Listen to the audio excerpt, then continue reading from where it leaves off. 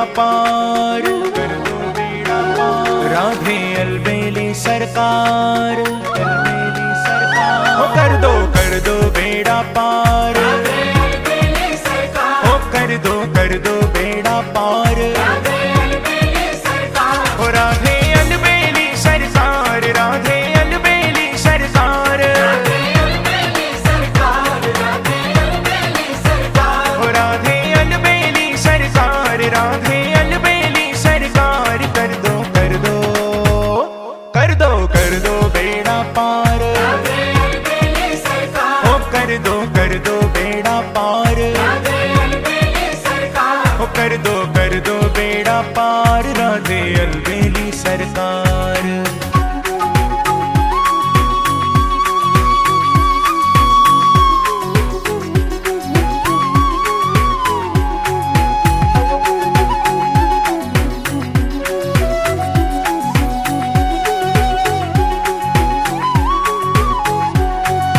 बार बार श्री राधे हमको वृंदावन में बुलाना, बार बार श्री राधे हमको वृंदावन में बुलाना। आप भी दर्शन देना बिहारी जी से भी मिलवाना। आप भी दर्शन देना बिहारी जी से भी मिलवाना। यही है बिनती बारंबार, राधे अलबेली सरकार। ओ यही है बिनती बारंबार। उत्पन्नं मयोरितुष्मांशुधत्ता। श्री भागवत भगवान की है आरती, पापियों को पाप से है तारती। श्री भागवत भगवान की है आरती, पापियों को पाप से है तारती। ये अमर ग्रंथ ये मुक्ति ग्रंथ ये पंचम वेद निराला, नव ज्योति जगाने वाला। ये अमर ग्रंथ ये मुक्ति पंथ ये पंचम वेद निराला, नव ज्योति जगाने वाला है। हरि नाम यही हरि नाम यही, हरि नाम यही हरि नाम यही। जगमंगल की है आरती, पापियों को पाप से है तारती। भगवत भगवान की है आरती, पापियों को पाप से है तारती। श्री भगवत भगवान की है आरती, पापियों को पाप से है तारती।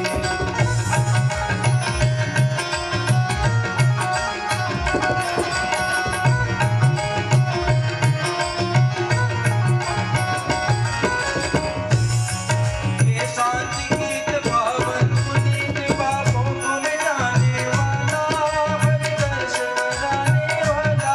ये शांति गीत पावन पुनीत पापों को मिटाने वाला, हरि दर्श कराने वाला। ये सुख करनी ये दुख हरनी, ये शुभ करनी ये दुख हरनी, ये मधुसूदन की आरती, पापियों को पाप से है तारती। श्री भागवत भगवान की है आरती, पापियों को पाप से है तारती। भागवत भगवान की है आरती, पापियों को पाप से है तारती।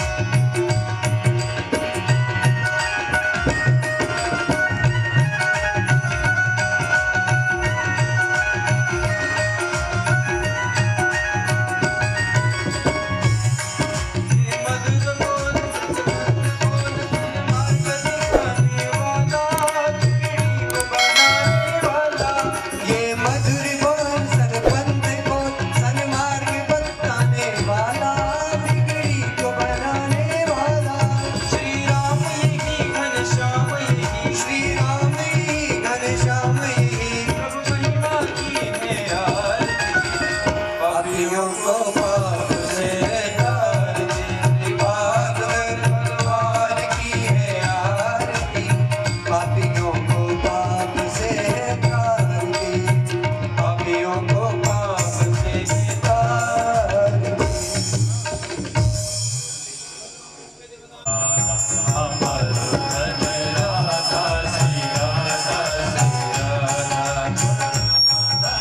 राधा राधा राधा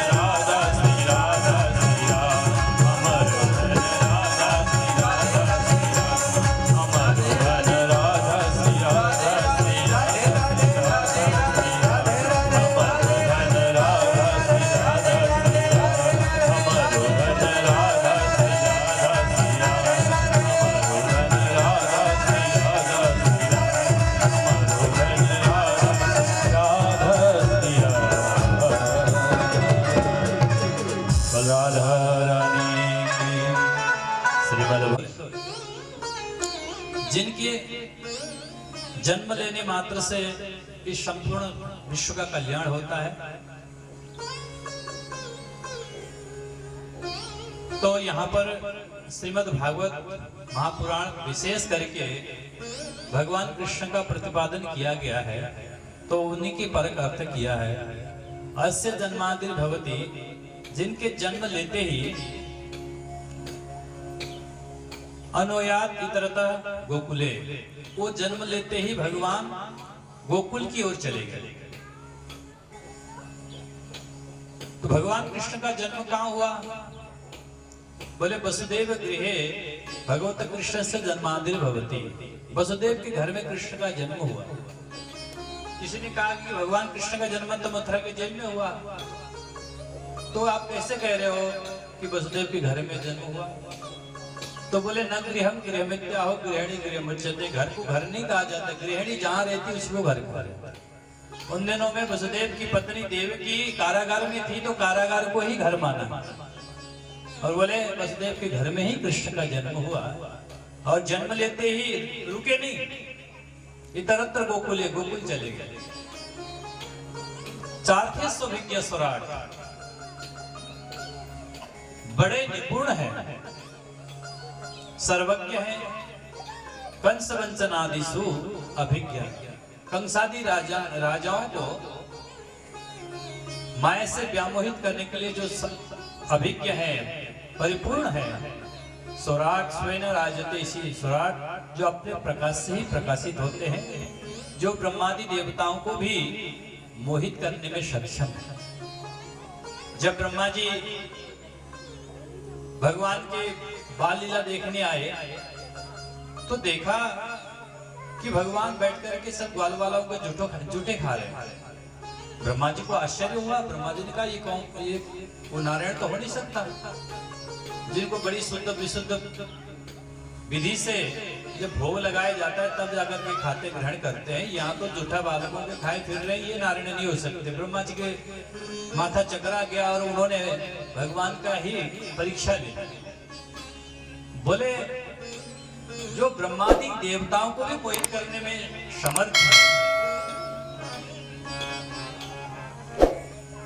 आदि कवये ब्रह्मणे अपि मुह्यन्ति, जिनकी लीलाओं को देख करके परब्रह्मा जो सृष्टि के करता है वो भी मोहित हो जाते हैं। ऐसे है प्रभु तेजो बारी मृदाम यथा विनिमय। बोले जिनके लीलाओं में जब भगवान लीला करते हैं, जब वेणुनाद करते हैं, तो जल में स्थल की गति आती है और स्थल में जल की गति आ जाती है।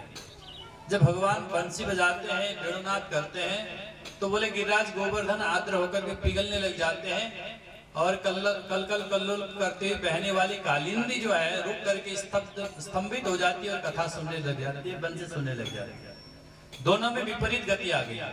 जल कभी रुक नहीं सकता, जल रुक गया, स्थिर हो गया, और जो पत्थर है वो पिघल नहीं सकता, वो पिघल के बहने लग गया। तो दोनों में गति विपरीत हो गई। ऐसे जिनकी तीनों लीला सत्य है, तेजो बारिमदाम यथा विनिमयो यत्र त्रिशर्गो मृषा धामना स्वयं सदा निस्तुकम सत्यम परम धीमहि। ऐसे सत्स्वरूप परमात्मा भगवान श्री कृष्ण को बार बार प्रणाम करते हैं, नमन करते हैं, और इस प्रकार से मंगलाचरण किया। बोले धर्म प्रोजित कई तवत्र परमो निर्मत सराणाम सताम। इस श्रीमद् भागवत महापुराण में परम धर्म का निरूपण किया गया। लौकिक धर्म से ऊपर उठ करके जो पारलौकिक धर्म है, जो आत्मा का धर्म है, उस धर्म के बारे में विस्तार से वर्णन किया हुआ है। और इस श्रवण के बाद व्यक्ति निर्मत्सर हो जाता है। मत्सर जो मात्सर्य दोष है, उस दोष से रहित हो जाता है। मनुष्य और दोषों से इतने दुखी नहीं है जितने मात्सर्य दोष से। दिन में मच्छर काटते हैं, रात को मच्छर काटते हैं, दिन में मत्सर काटते हैं। मत्सर का ईर्ष्या का जो द्वेष है, ये जो है बहुत लोगों को सबसे अधिक परेशान कराता है। तो बोले भागवत कथा के श्रवण करने से जो मात्सर्य दोष है वो भी समाप्त हो जाता है, निर्मत्सर हो जाता है व्यक्ति, और परम कल्याण को प्राप्त होता है। इसमें कोई संशय नहीं है। बोले क्योंकि परम कल्याण में वस्तु का ही इसमें विनियोजन किया गया है। निर्मत शराणम सताम वेद्यम वास्त्रम भद्र वस्तु शिवदम तापत्र निर्मूलनम। जिनके श्रवण करने से 3 प्रकार के ताप समूल नष्ट होते हैं, उन्मूलन ही हो जाते हैं। श्रीमद् भागवते महामुनि कृते किंबा परेरीश्वरा सद्यो ऋतुवरुद्धते कृतिवि शुश्रूषुभिस्तक्षण। बोले श्रीमद् भागवत कथा श्रवण करने की इच्छा होते ही भगवान आकर के हृदय में अवरुद्धते हो जाते, बध जाते हैं। मतलब जो हृदय में आकर के बैठ जाए वो तो निकल भी सकते हैं। बोले हृदय में आकर के वो बध जाते हैं, बधा हुआ व्यक्ति निकल नहीं सकता जब तक आपकी इच्छा न हो। तो वेद व्यास जी कह रहे हैं कि भागवत कथा श्रवण करने की इच्छा होते ही भगवान आकर के हृदय में बध जाते हैं, विराजमान हो जाते हैं और आप जब तक चाहो उनको अपने हृदय में निवास करा सकते हैं। सद्यो ऋतुवरुद्धते कृतिवि शुश्रूषुभिस्तक्षण। तत्क्षण उसी समय जब सुनने की इच्छा होती है भगवान अवरुद्धते हो जाते हैं। बोलिए ये कहां से आया इतना सुंदर, ये शास्त्र का जो उत्पत्ति कहां से हुई? बोले निगम रूपी वेद रूपी कल्पवृक्ष का परिपक्व पका पकाया फल है श्रीमद् भागवत महापुराण। निगम कल्पतरुर्गलितम फलम सुखमुखादविदम दर्शयुतम। और ये वेद व्यास जी बोले ये निगम रूपी कल्प वृक्ष के पके पकाया फल है। ये इतना मीठा है, इतना मीठा है कि मैं स्वयं इसका वर्णन नहीं कर सकता कितना मीठा है। बोले वो फल इतना मीठा है, होता है जो जिस फल पे तोता चोंच मारता है वो फल सबसे मीठा सबसे मधुर माना जाता है। वेद व्यास जी बोले मेरे इस फल में भी सुखदेव रूपी तोता ने चोंच मारा हुआ है, इसलिए ये फल बहुत मीठा है, इतना कह सकता हूँ। पिबत भागवतम रसमालयम मुहुरहो रसिका द्विभावुका। बोले इस श्रीमद् भागवत को पीते रहो पीते रहो पीते रहो। बोले कब तक पिए? बोले जब तक मोक्ष नहीं हो जाता, जब तक मुक्ति नहीं हो जाता तब तक इस श्रीमद् भागवत कथा का पान करते रहो, रसपान करते रहो, इस अमृत का पान करते रहो। मुहुरहो रसिका द्विभावुका। वेद व्यास जी ने 2 लोगों को बुलाया। बोले जो रसिक है और जो भावुक है वही कथा का श्रवण करे, अन्य लोग श्रवण ना करें तो भी चल जाएगा। बोले रसिक और भावुक को इसलिए भी आमंत्रण किया, जो रसिक होगा वो भी प्रेम से सुनेगा, जो भावुक होगा वो भी प्रेम से सुनेगा। इसके अलावा जो तर्क वितर्क करने वाला हो ना तो स्वयं सुनेगा ना दूसरे को सुनने देगा। बोले इसलिए ऐसे लोगों का आने की आवश्यकता ही नहीं है। जो रसिक हो, जो भावुक हो, जो प्रेमी हो वो आकर के कथा का श्रवण करे। और कथा का श्रवण कब तक करे? बोले जब तक मोक्ष नहीं हो जाता तब तक कथा का श्रवण करे। इस प्रकार से श्रीमद् भागवत का बड़ा सुंदर मंगलाचरण किया। नैमिषारण्य में 88,000 ऋषि बैठे हुए हैं, सौनकादिक ऋषि। उन्होंने शुद्ध जी से प्रश्न किया है। उन 6 प्रश्नों के आधार पर ही श्रीमद् भागवत खड़ा हुआ। विशेष करके 6 प्रश्न किया है। बोले किम श्रेय शास्त्र सारक स्वतार प्रयोजना किम कर्म केवतारस्य धर्मकम शरणं गता। पहला प्रश्न किया किम श्रेय गुरुदेव, कल्याण किसमें है? पहला प्रश्न।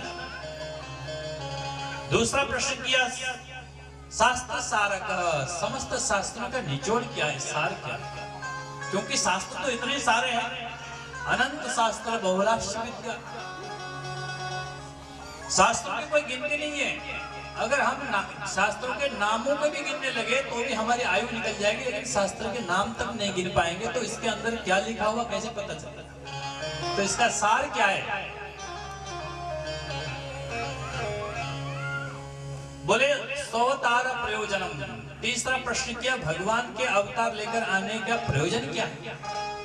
भगवान तो कर्तुम अकर्तुम अन्यथा कर्तुम समर्थ ईश्वर है, वो तो केवल संकल्प शक्ति से ही संसार की सृष्टि कर सकते हैं। तो उनको अवतार लेकर के आने का प्रयोजन क्या है? क्या दुष्टों के नाश करने के लिए, दुष्टों का समन करने के लिए आए हैं?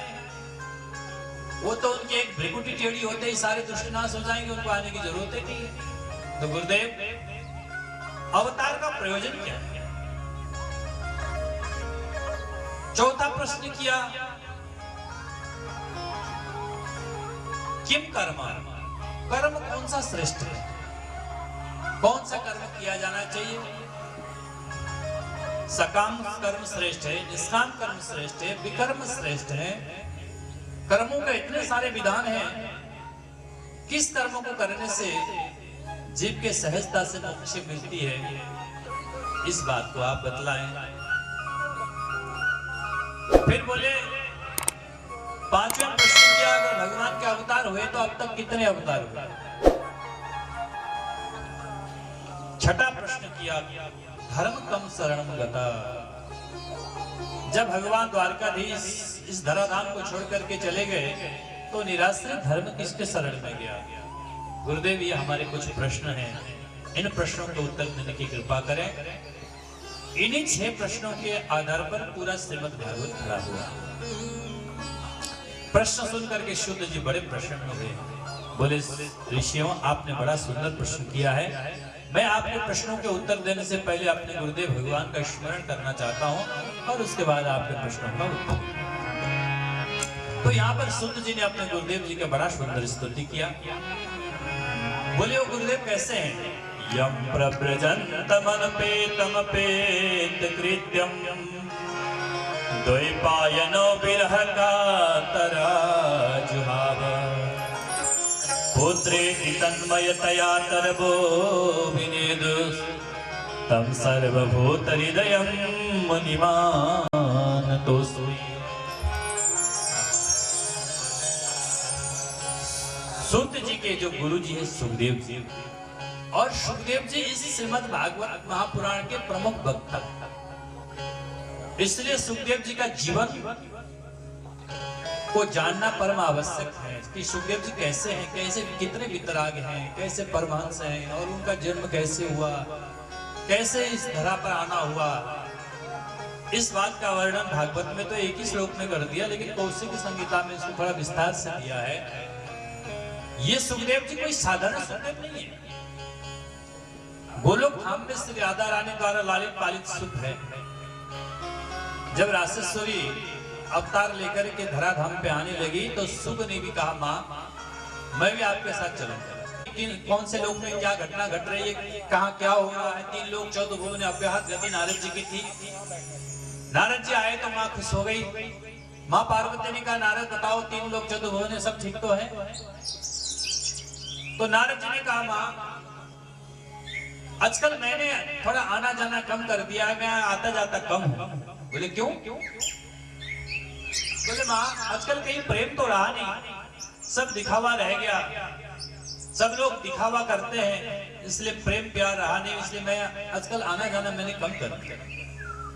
पार्वती ने कहा कैसे बात करते हो नारद, तुम प्रेम प्यार की बात करते हो, तो मेरे घर में देख लो कितने प्रेम है।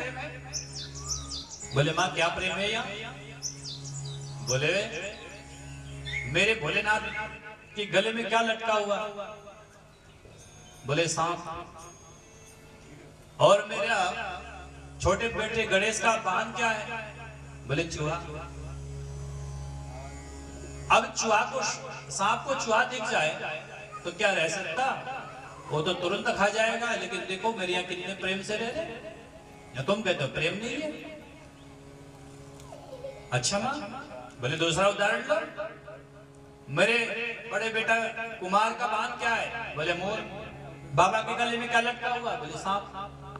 अगर मोर को सांप दिख जाए तो वो तो 3 टुकड़ा पर के काट के फेंक देगा, लेकिन देख कितना प्रेम है मेरे यहाँ नारद।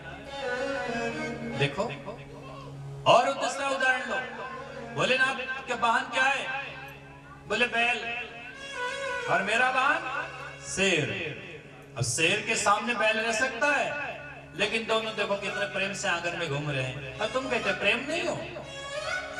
अब तो नारद जी को मौका मिल गया। नारद जी ने कहा अच्छा माँ इतना प्रेम है। बोले हाँ नारद हो तो तुम्हें भी दिख रहा है। बोले माँ एक बात बता पूछूं। बोले हाँ पूछो जो पूछना। बोले माँ एक बात बताओ भूतनाथ। बोले माँ बाबा ने नरमुन्नों की माला क्यों पहनी हुई। क्या नरमुन्नों की माला क्यों पहनी हुई है। अब जो है पार्वती चकरा गई। पार्वती ने कहा कि सब कुछ तो पूछ लिया बाबा से, लेकिन ये पूछना भूल गई। माँ पार्वती ने कहा नारद ये बात तो मुझे भी मालूम नहीं। बोले बस बस बस बस, मैं कह रहा था ना, अगर आपसे प्रेम करते तो ये इतनी बड़ी रहस्य की बात अब तक बता दिया होता, लेकिन आज तक आपको ये रहस्य की बात नहीं बताई। देखो कितने बड़े, हाँ आप कहते प्रेम करते हैं, कहाँ है प्रेम? अब मां पार्वती को भी लगा कि भाई नारद बात तो ठीक कह रहा है कि इतने दिन से भूतनाथ भोले बाबा नरमन्नों की माला पहनते हैं, आज तक मुझे तक नहीं बताया, कोई रहस्य की बड़ी बहुत बड़ी बात है। आज उठने दो, आने दो इनको, आज पूछती। एकदम मां पार्वती लाल पीली हो गई, क्रोध में भर गई। अब उधर भूतनाथ भोले बाबा ने अपने समाधि भंग किया, बम भोले करते जैसे समाधि टूटी और नारद जी 9-2-11 हो गए। नारद जी ने कहा बस बस मां, मैं फिर आऊंगा, आपसे फिर मिलूंगा, मुझे और भी काम है, अन्यत्र काम है, मैं जा रहा हूं। अब नारद जी तो अपना काम करके चले गए। अब मां पार्वती को भवन में बैठी हुई है। अब भूतनाथ भोले बाबा आए, बाबा ने देखा क्या हो गया, ये को भवन में बैठी हुई। पहले पहले घरों में एक कमरा बना दिया जाता था, जिसको रुकना है भाई जी इस कमरे में चली जाओ, तो घर वालों को पता चल जाता था कि आज ये रूठा हुआ। तो मां पार्वती को भवन में गई तो भगवान शंकर समझ गए, लगता आज कोई ये गुस्से हो गई है। थोड़ा थोड़ा शंका हुआ कि अभी अभी नारद गया है तो कोई न कोई आग लगा के गया है। तो भगवान शंकर ने जाकर के पूछा, देवी क्या बात है, क्यों क्रोध करके बैठी हुई, क्यों गुस्से हुई हो? बोले महाराज आप मेरे से प्रेम नहीं करते, मेरे से प्यार नहीं करते, आप मेरे से बात मत करिए। भूतनाथ भोले बाबा ने कहा, देवी कैसे अचानक कैसी ये क्या बात कर रही हो, मैं तो तुमसे बहुत प्रेम करता हूँ। बोले ना ना, ये दिखा हुआ है सब। बोले कैसे? अभी अभी नारद बता के गया कि आपने नरमुन्नों की माला क्यों पहनी है, आज तक आपने ये रहस्य मुझे नहीं बताया। भूतनाथ भोले बाबा समझ गया, अच्छा अच्छा तो ये आग नारद की लगाई। अरे देवी इतनी छोटी सी बात को लेकर के तुम बैठ गई है। देवी ये और कुछ नहीं है, ये जो माला है ना नरमुन्नों की माला है, ये सब तुम्हारे मुन्नों की माला है। जब जब तुम अपने देह का परित्याग करती हो तो तुम्हारा वियोग मेरे से सहने नहीं होता और मैं सर को धड़ से अलग कर लेता हूं और अपने माला में एक मुंड को जोड़ लेता हूं। देवी अब तक गिन लो तुम्हारा कितने जन्म हो चुका है, ये तुम्हारे ही मुंड है सब।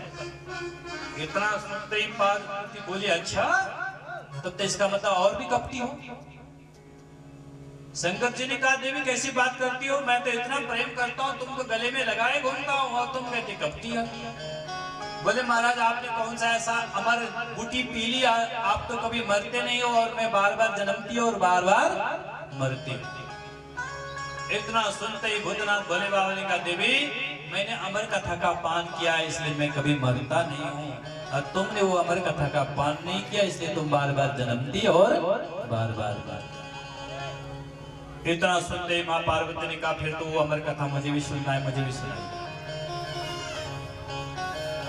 अब तो क्या था, भूतनाथ भोले बाबा ने कहा, देवी ये बड़ी गोपनीय कथा है और मैं हर किसी को दे नहीं सकता, इसलिए एक काम करो मैं डमरू बजा देता हूँ, बाहर जाकर के देखो कोई कैलाश में रह तो नहीं गया।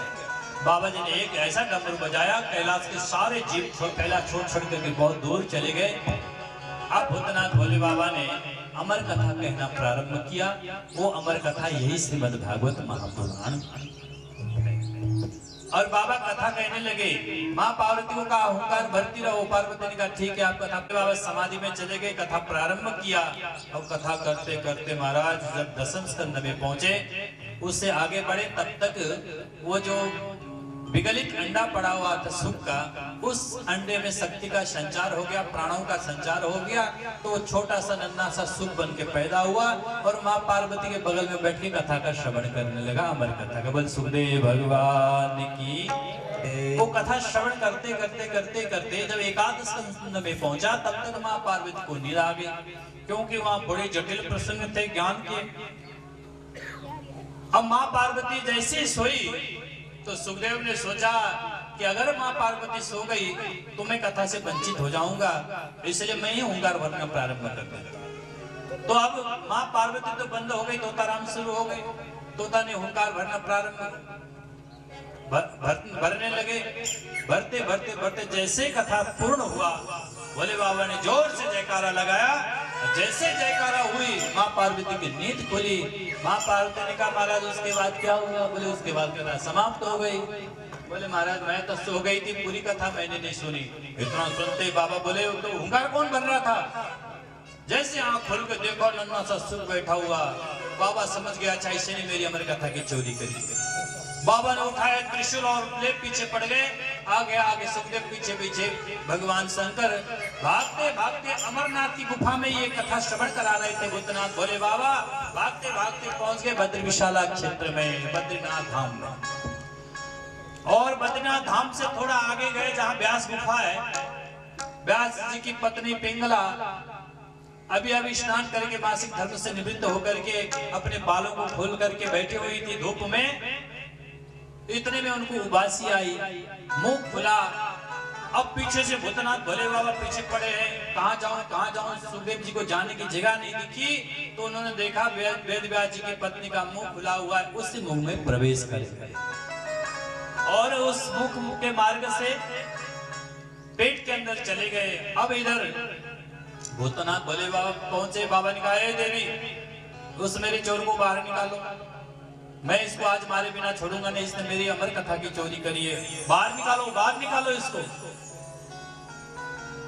अब इतने में ही वेदव्यास जी अंदर बैठे हुए थे। वेदव्यास जी गुफा से बाहर आए। बोले ये तो भगवान शंकर की आवाज है।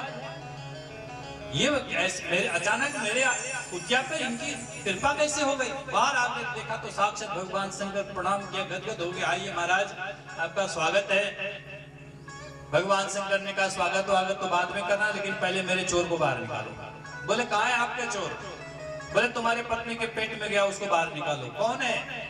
बोले सुख है, इसने मेरी अमर कथा की चोरी करी है। अच्छा महाराज ये अमर कथा इतनी शक्तिशाली है? बोले जो एक बार श्रवण करता है वो कभी मरता नहीं है। इतने दिव्य गोपनीय कथा का इसने चोरी करी, आज इसको मारे बिना छोड़ूंगा। इतना सुनते वेदव्यास जी ने कहा महाराज आप कह रहे, एक तरफ तो कह रहे हो ये अमर कथा जो सुनता है कभी मरता नहीं है, और दूसरी तरफ कहते हो मारे बिना छोड़ूंगा नहीं। तो जब इसने अमर कथा का पान कर ही लिया है तो मरेगा कैसे? इतना सुनते ही भूतनाथ भोले बाबा का होश आ गया। अरे राम राम, मैं तो भूल ही गया, जो अमर कथा का श्रवण कर लिया ये काम मरेगा। अरे राम राम, मैं तो वैसे पीछे पड़ गया इसके। हो सो जो राम रचि राखा वो करे तर्क बड़ा वैसा का। जो होना है वो तो विधि की विधान है, वो तो होकर ही रहेगा। चलो कोई बात नहीं। भूतनाथ भोले बाबा वेदव्यास जी को आशीर्वाद दे करके, उस बच्चे को आशीर्वाद दे करके वहां से अंतर ध्यान हुए और अपने कैलाश में। अब भूतनाथ भोले बाबा तो आ गए, लेकिन सुखदेव जी माँ के गर्भ से बाहर निकलने का नाम ही नहीं लेते। 12 साल हो गए। वेदव्यास जी ने कहा बेटा बाहर आओ। माँ को कितना तकलीफ होती है। बोले नहीं पिताजी मैं बाहर नहीं आऊंगा। बोले बाहर आऊंगा तो भगवान की माया मुझे व्यामोहित कर देगी, इसलिए भगवान की माया बड़ी प्रबल है, इस माया में मैं फंस जाऊंगा, इसलिए मैं बाहर नहीं आऊंगा। बोले कैसे आओगे बाहर? बोले मायापति माधव अगर वचन देंगे तो ही बाहर आऊंगा, अन्यथा मैं बाहर नहीं आऊंगा। वेदव्यास जी द्वारका गए, भगवान कृष्ण से वचन लिया। भगवान कृष्ण ने कहा जाओ वेदव्यास जी, आपके पुत्र को मेरी माया कभी व्यापेगी नहीं। तब जाकर के जब वचन दिया तब सुखदेव जी माँ के गर्भ से बाहर आए। परीक्षित ऋषियों जैसे बाहर आए, बाहर आते ही जन्म लिया ही है। जन्म लेते प्रव्रजंत हो गए। यम प्रव्रजंतमनुपेतमपेत कृत्यम। जैसे जन्म लिया जंगल की ओर जाने लगे। अभी कोई संस्कार ही नहीं हुई। ये क्यों पवित्र उपनयन संस्कार तो बहुत दूर की बात, अभी नारोच्छेदन संस्कार भी नहीं हुआ, उससे शादी चल गई। वेदव्यास जी बड़े विरह से कातर हुए। वेदव्यास जी ने कहा बेटा बेटा बेटा पुत्र पुत्र पुत्र कहाँ जा रहे हो? लेकिन सुखदेव जी ने एक नहीं सुना। सुखदेव जी जंगल की ओर चल पड़े। मानो वृक्षों ने उत्तर दिया, अरे वेदव्यास जी कौन किसका पुत्र, कौन किसका माता पिता? ये जो जिसको आप पुत्र पुत्र कह पुकार रहे हो, ये कोई साधारण नहीं है, ये तो सर्वभूत हृदय है, ये तो समदृष्टा है। इसके दृष्टि में तो सब ब्रह्म ही ब्रह्म नजर है। सर्वम फलेदम ब्रह्मा। इसके दृष्टि में तो परमात्मा के सिवाय कुछ है नहीं, अब कहां आप इस चक्कर में पड़े। वृक्षों ने उत्तर दिया। अब और आगे गए, एक तालाब में पहुंचे। सुखदेव जी को पुकारे वेद व्यास जी, लेकिन सुन नहीं रहे। वहां से आगे बढ़े, देवांगना स्नान कर रही थी। देवांगना ने देखा कि सुखदेव जी गुजरे, वो अपना स्नान करती रही। जैसे वेद व्यास जी पहुंचे, उन्होंने फटाफट बाहर आकर के वस्त्र पहन लिया। तो वेद व्यास जी ने कहा, देवियों, मेरा अभी जवान पुत्र यहाँ से निकल के गुजर के गया, तुमने वस्त्र नहीं पहने, और मैं बूढ़ा व्यास अब आया हूं, तुम वस्त्र पहन रही हो। तब उस समय देवांगनाओं ने उत्तर दिया, महाराज आपकी दृष्टि में भेद है, लेकिन आपके पुत्र की दृष्टि में भेद नहीं। आपकी दृष्टि में बड़ा छोटा, स्त्री पुरुष, ये सब चीजों का भेद है, लेकिन आपके पुत्र की दृष्टि में तो केवल ब्रह्म ही ब्रह्म है, ब्रह्म ही ब्रह्म है, ब्रह्म के सिवा उसको कुछ दिखता ही नहीं है। इसलिए जिसको चारों ओर ब्रह्म ही दिख रहा हो, उसको तो स्त्री पुरुष का भी भेद नहीं है। ऐसे ब्रह्म स्वरूप ब्रह्मभूत हृदय सुखदेव जी यहाँ से जा रहे थे, इसलिए वेदव्यास जी आपकी दृष्टि में भेद है, आपके पुत्र की दृष्टि। जात परसरा दुरी बाशभ्याम कलया हरे। द्वापर के अंत में और कलयुग के प्रारंभिक अवस्था में श्री वेदव्यास जी ने जन्म लिया पराशर ऋषि। वेदव्यास जी साक्षात भगवान के कला अवतार माने जाते हैं। उन्होंने अवतार लेकर के ज्ञान को और सुदृढ़ किया, ज्ञान को और व्यवस्थित किया, क्योंकि कलयुग में लोग मंद बुद्धि के हो जाएंगे, अल्पज्ञ हो जाएंगे, उनके समझ में वेद नहीं आएगा। इसलिए वेदव्यास जी ने एक वेद को 4 वेद में विभाजित किया, ऋग्वेद, यजुर्वेद, अथर्ववेद और सामवेद। पंचम वेद स्वरूप श्रीमद् भागवत का रचना किया, शत्र पुराणों की रचना की, विभिन्न स्मृति और ग्रंथों का रचना किया। उसके बाद भी वेदव्यास जी को मन में संतोष नहीं हुआ। ऐसा लगा कि मेरे से कोई कमी रह रही है, मैं कोई कमी पूरा कर नहीं पा रहा। एकदम अपरितोष मन में हुआ। तो अपने आश्रम में विराजमान थे, मन में चिंतनशील थे कि मेरे से क्या कमी रह गई, मेरे से क्या कमी रह गई, इस बार बार चिंतन कर रहे थे। अचानक आकाश में नारद जी महाराज का पदार्पण हुआ और नारद जी श्रीमन नारायण नारायण का धुन लगाते हुए नीचे उतर रहे थे। श्रीमन नारायण नारायण नारायण, श्रीमन नारायण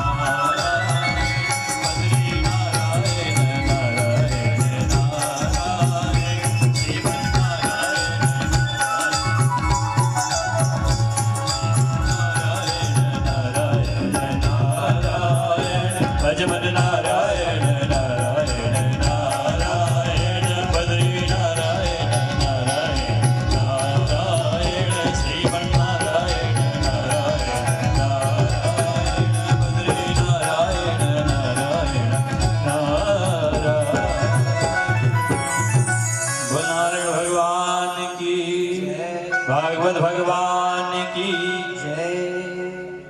नारद जी धीरे धीरे पहुंचे। मैं जान नहीं पा रहा हूं नारद जी, आप तो समस्त अंतरात्मा के साक्षी हो, कृपा करके आप ही बताइए मेरे अपरितोष का कारण क्या है? इतना सुनते ही नारद जी बोले मैं बताऊं? बोले हाँ महाराज, आप ही कृपा करके बताइए मेरा अपरितोष का कारण क्या है? नारद जी बोले महाराज, आपने बहुत सारे शास्त्रों का प्रतिपादन किया, लेकिन उन शास्त्रों में आपने बड़े जटिल भाषाओं का प्रयोग किया, बड़े वैयाकरणी भाषाओं का प्रयोग किया। जो विद्वान होगा, परम विद्वान होगा, वो तो पढ़ करके कहेगा वाह वेद व्यास जी ने क्या लिखा है। लेकिन जो साधारण बुद्धि वाला होगा, साधारण मनुष्य होगा, वो आपके इन जटिल विषयों को समझ नहीं पाएगा। इसलिए आपको कोई ऐसे ग्रंथ लिखना चाहिए जिस ग्रंथ में सरल भाषा में भगवान के यश लीला धाम का गुणानुवाद हो और भगवान के सुंदर सुंदर चरित्रों का वर्णन हो, भगवान के भक्तों के चरित्र का वर्णन हो, और बहुत बड़े बड़े सिद्धांतों को बड़ी सरलीकरण करके जिसमें प्रतिपादन किया हो, ऐसा ग्रंथ का रचना आपको करना चाहिए, तभी आपका परितोष समापन। बोले महाराज, आपने इतने सुंदर लिखा है, हर किसी की बस की बात नहीं, बड़ी जटिल जटिल वस्तु आपने लिख दी। आप कुछ कहना चाहते हैं लेकिन समझने वाला कुछ और समझ जाता है।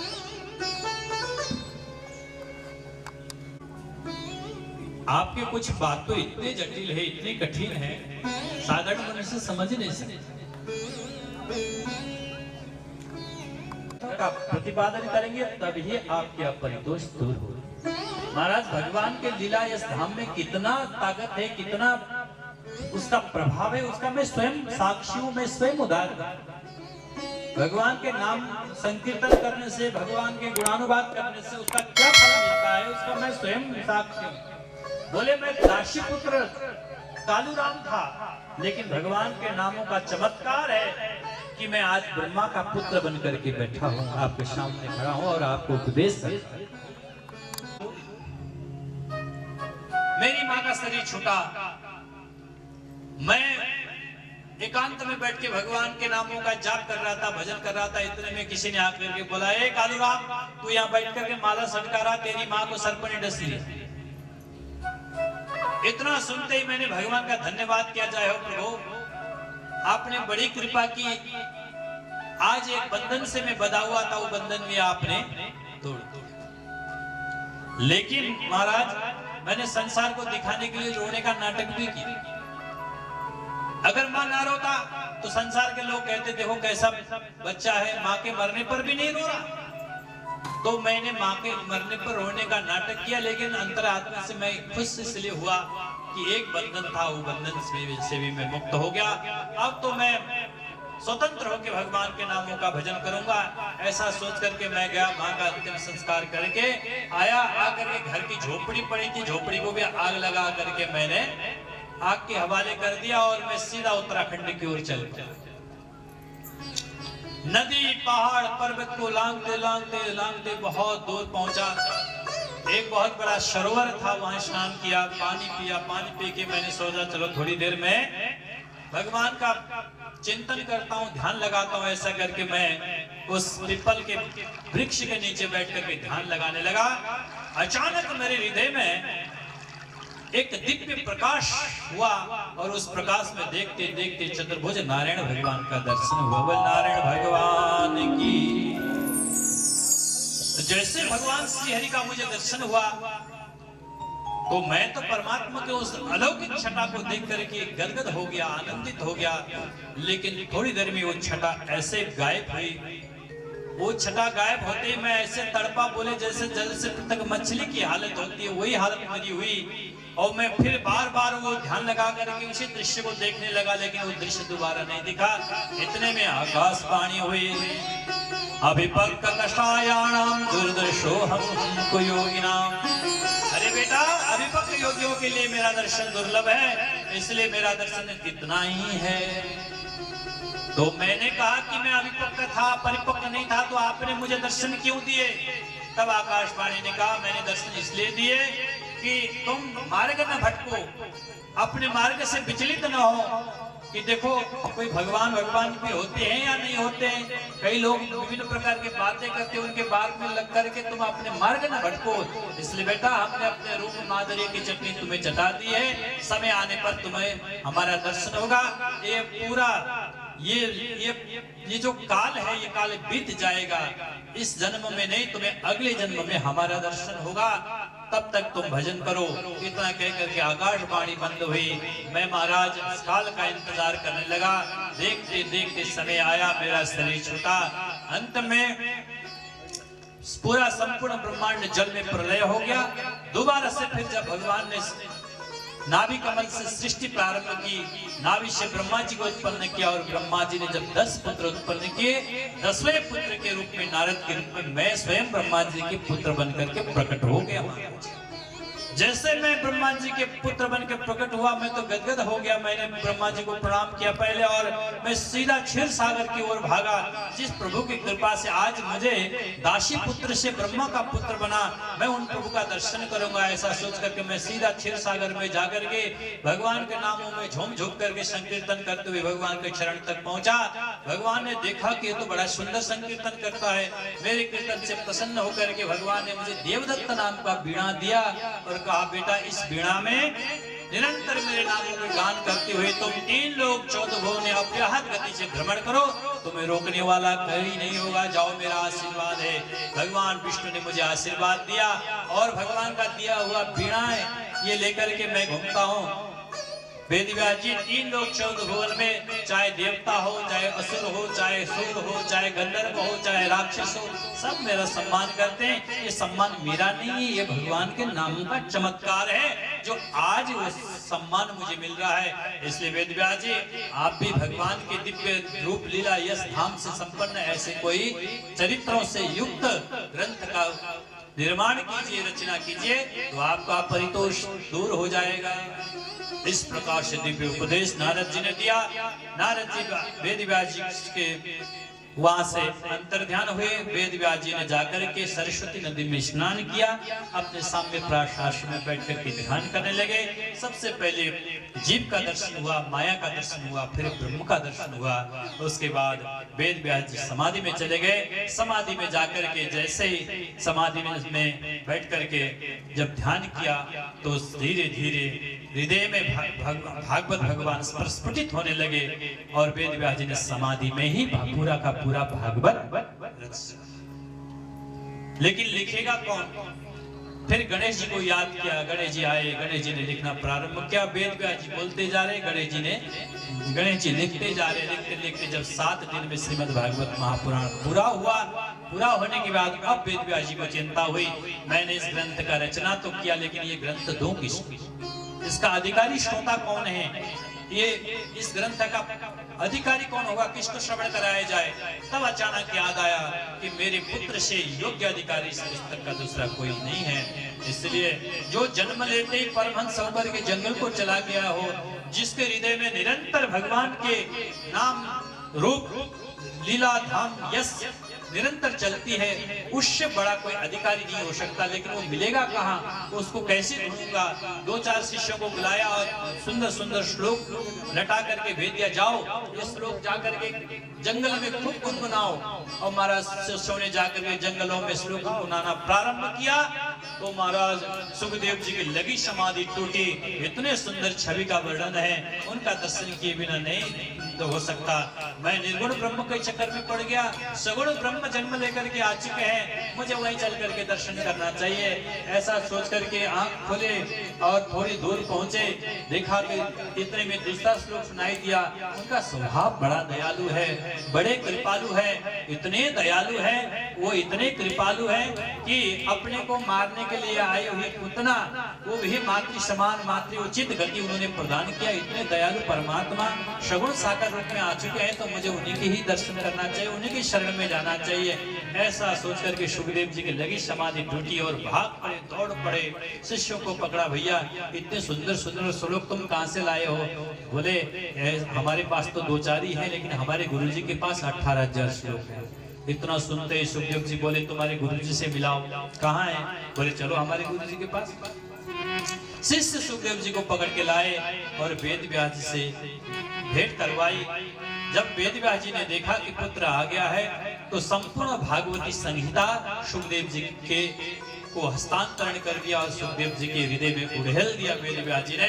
और जैसे सुखदेव जी ने भागवत का पूरा अध्ययन सांगोपांग अध्ययन किया, जैसे अध्ययन पूरा हुआ महाराज वहां से वेद व्यास जी को प्रणाम किया और छाया सुख तो वहां रहे हैं, लेकिन वास्तविक सुखदेव जी फिर पुनः जंगल की ओर चले गए। बोल सुखदेव भगवान की जंगल की ओर गए। कुछ समय के बाद फिर सुखदेव जी अब सीधा आएंगे तो परीक्षित के पास आएंगे। तो यहाँ तक सुखदेव जी के जन्म का वर्णन किया है। यही प्रश्न प्रारंभ करते हैं। बोले जब महाभारत के युद्ध समाप्त हो चुका था, भीम के गदा से दुर्योधन के जांघ विदीर्ण हो गया, मरण शैया में पड़ा हुआ, मरणावस्था में है। ऐसा लगता है 1 घंटा आधा घंटा कभी भी शरीर छूट सकता है। इतने में क्या हुआ, अश्वत्थामा पहुंचे दुर्योधन के पास। बोले मित्र ये क्या हुआ?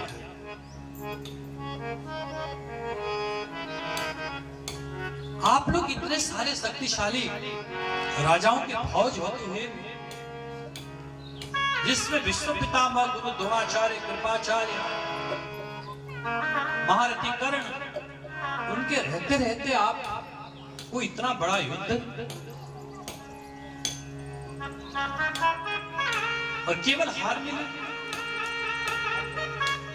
दुर्योधन ने कहा मित्र वो तो भाग्य है, विजय तो जिसकी भाग्य में लिखी होती है उसी को मिलती है, लेकिन हमने कर्म करने में कोई कसर नहीं छोड़ी। बोले नहीं नहीं मित्र, तो आपने गलती की, आपने कभी हमारे ऊपर भरोसा नहीं किया। अगर हमारे ऊपर भरोसा किया होता तो आज ये दुर्दिन दिखना नहीं पड़ता। अरे उनके 5 पांडव थे, एक का भी बाल बांका नहीं हुआ और आपके 100 भाई काल के गाल चले गए। अरे मित्र कम से कम हमको विश्वास कर देते, एक बार महारथी घोषित कर देते तो ये दुर्दिन दिखना नहीं था। दुर्योधन ने कहा मित्र अब क्या हो सकता, जो होना था हो गया। अब पांडव युद्ध जीत चुके हैं, मैं मृत्यु सैया में हूं। अश्वत्थामा ने कहा नहीं नहीं मित्र अभी तुम मरे नहीं, भले ही युद्ध वो जीत गए हो लेकिन तुम मरे नहीं हो, इसलिए तुम्हारे पास अभी भी वही शक्ति है। अगर आपने आज भी मुझे महारथी पद पर घोषित कर दिया, अभिषिक्त कर दिया, तो 5 पांडव तो नहीं 1 पांडव का सिर ला करके आपके चरणों में रख दूंगा, ये मेरा वादा है। जब अश्वत्थामा ने कहा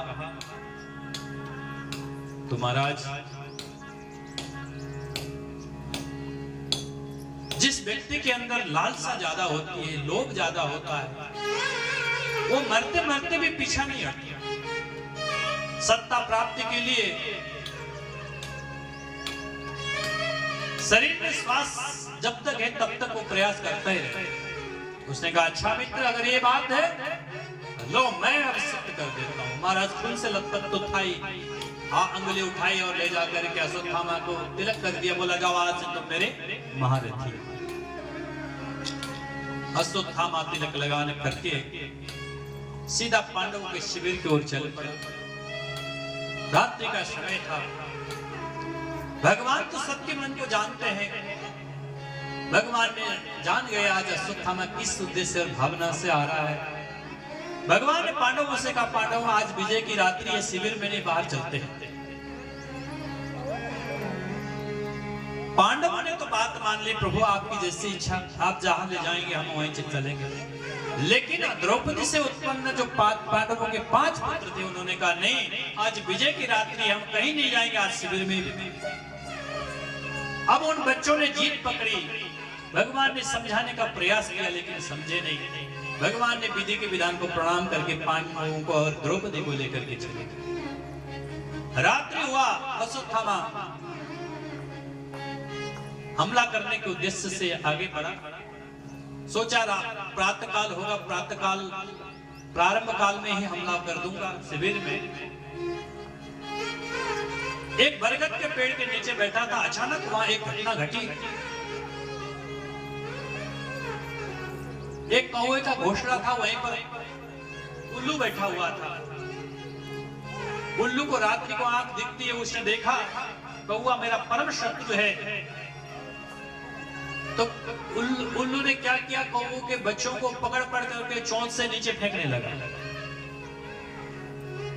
ये घटना जब अश्वत्थामा ने देखा तो अश्वत्थामा को लगा कि मुझे भी इस नीति का अवलंबन करना चाहिए, क्योंकि इस समय शत्रु सो रहा है, इस समय शत्रु निर्बल है, इसी समय मुझे हमला कर देना चाहिए, तो मुझे विजय श्री मिलने में देरी नहीं लगी। न्याय से सीधा पहुंचा शिविर में जाकर के महाराज जैसे प्रवेश किया तो द्रौपदी से उत्पन्न जो 5 पांडव के बच्चे थे वो बिल्कुल पांडव की तरह ही, युधिष्ठिर के पुत्र युधिष्ठिर जैसा, भीमसेन का पुत्र भीमसेन जैसा, मोटा तगड़ा, अर्जुन का पुत्र अर्जुन जैसा, सब सो रहे थे। म्यान से तलवार निकाला, सोते हुए बालकों को देखते देखते सर धड़ से अलग किया और महाराज एक पोटली में सारे 5 धड़ों को सर को बांध करके अश्वत्थामा अपने कंधे में उठा करके ला करके दुर्योधन के चरण में पटक दिया। लो मित्र, तुम एक पांडव की बात करते थे, मैं पूरा का पूरा 5 पांडवों का सर लाया। दुर्योधन गदगद हो गया, प्रसन्न हो गया, बोला अरे मित्र, अरे हम एक पांडव का बाल बांका नहीं कर पाए, लेकिन तुमने अकेले 5 पांडवों को मार दिया। बोले मित्र, ये तुम्हारे सामने ही देख लो।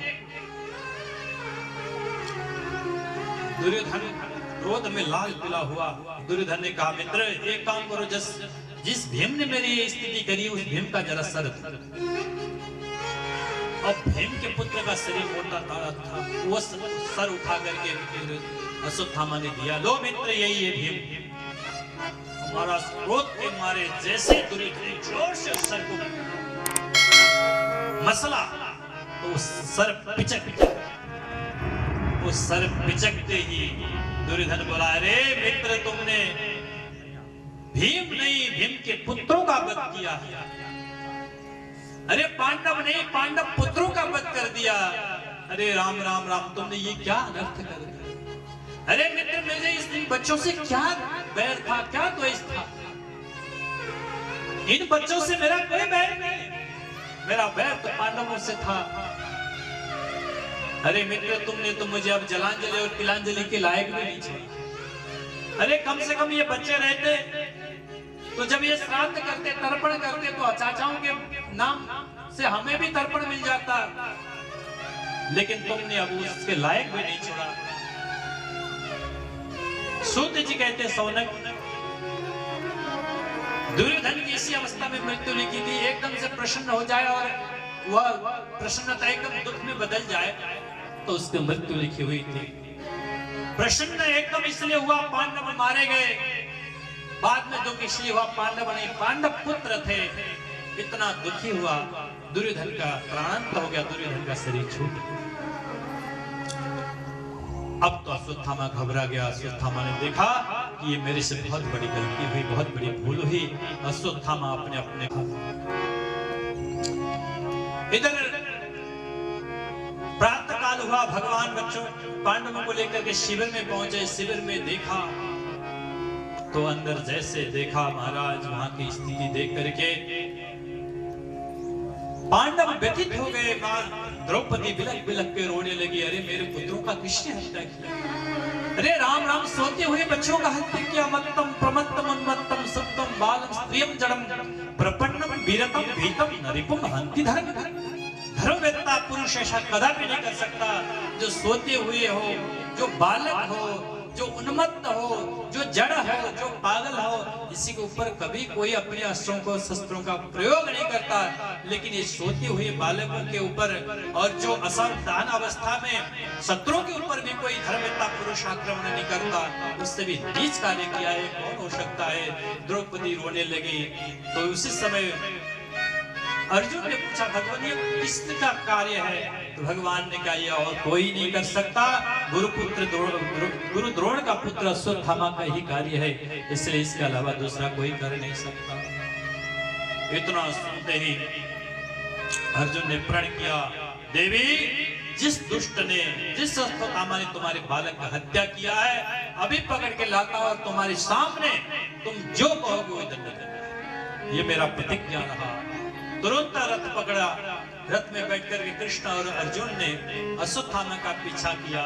अश्वत्थामा को पता चल गया कि कृष्ण और अर्जुन मेरे पीछे पीछे आ रहे हैं, अब मुझे बचने का कोई उपाय नहीं है। तो उस समय मृत्यु बाधा उपस्थित होने के कारण अश्वत्थामा ने स्वयं को बचने के लिए ब्रह्मास्त्र का प्रयोग कर दिया। अब जब ब्रह्मास्त्र का प्रयोग हुआ, वो ब्रह्मास्त्र आकर के अर्जुन को जलाने लगा। अर्जुन घबरा गए। भगवान कृष्ण ने कहा, अर्जुन घबराओ नहीं, ये अश्वत्थामा ने ब्रह्मास्त्र का प्रयोग किया है, तुम भी ब्रह्मास्त्र का प्रयोग करो। जैसे ही अर्जुन ने ब्रह्मास्त्र का प्रयोग किया, सूत जी कहते, सौनक दोनों ब्रह्मास्त्र आपस में टकराने लगे। ऐसा दृश्य उपस्थित हुआ मानो थोड़ी देर में प्रलय हो जाएगा। आकाश से आग के गोले नीचे बरसने लगे और चारों ओर गर्म गर्म वायु बहने लगा। प्राणी हाहाकार करने लगे, त्राईमाम होने लगा। जब इस प्रकार से पृथ्वी विचलित हो गई, सारी प्रकृति विचलित हुई, तो उसी समय भगवान ने कहा, अर्जुन दोनों ब्रह्मास्त्रों को खींच लो।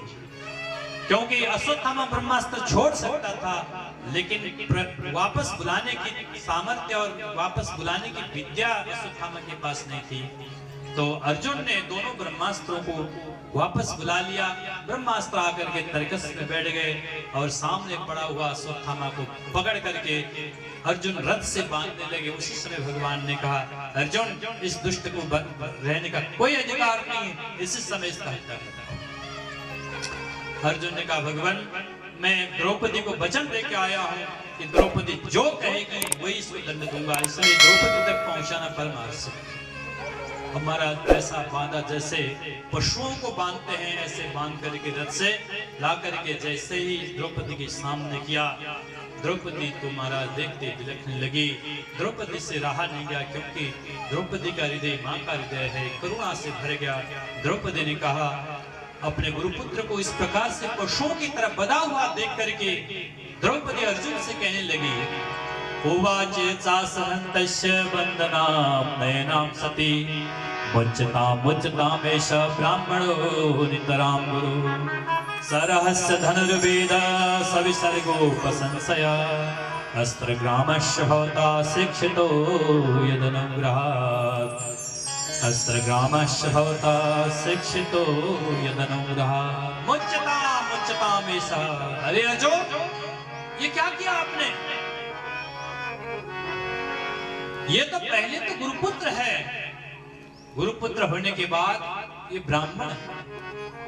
ब्राह्मण को इस प्रकार से अपमान करना उचित नहीं है, और उसमें गुरुपुत्र है। गुरुपुत्र वो गुरु आज साक्षात प्रजारूपेण वर्तते, आज साक्षात द्रोणाचार्य ही पुत्र के रूप में, अश्वत्थामा के रूप में विराजमान है, और उस गुरु को ही अपमान कर रहे हो।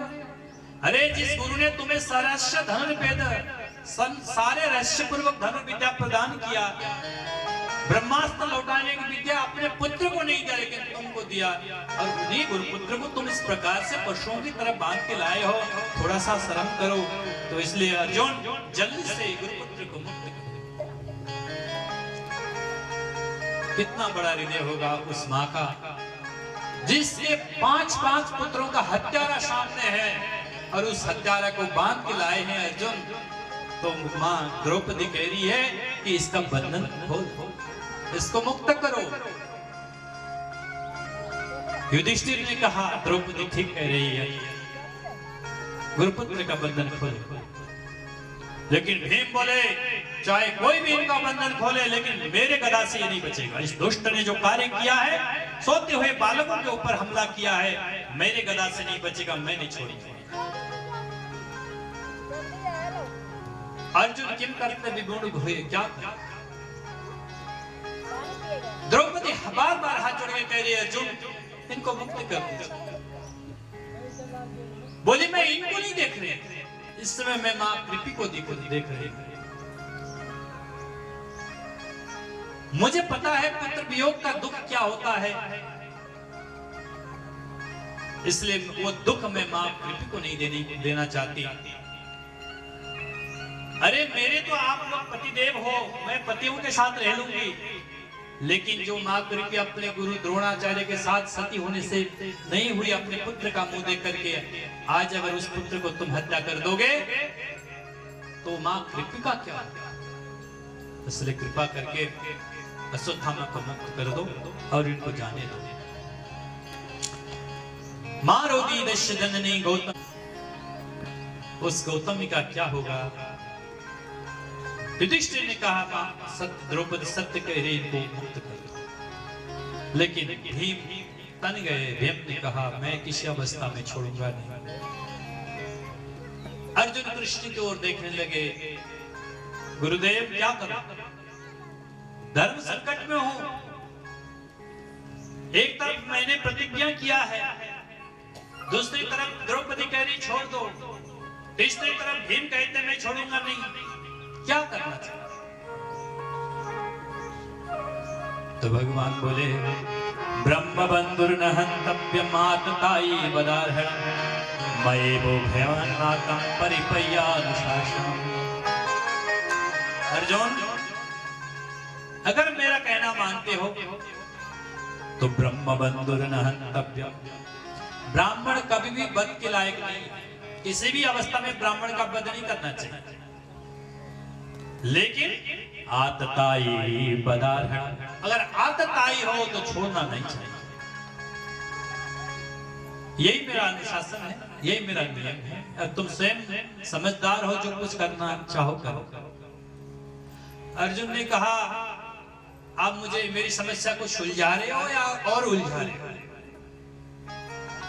एक तरफ तो कह रहे हो ब्राह्मण है वध नहीं करना चाहिए, दूसरी तरफ कह रहे हैं आतताई ये छोड़ना नहीं चाहिए।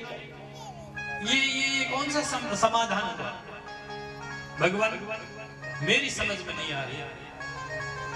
तब भगवान ने कहा अर्जुन हमने तुमको गीता का उपदेश भी दिया, याद करो, वो महाभारत युद्ध को याद करो, उस समय को याद करो। अर्जुन के हृदय में सारे विद्याएं स्फुटित हो गई। अर्जुन समझ गए तुरंत बपनम द्रविणम दानम बालः,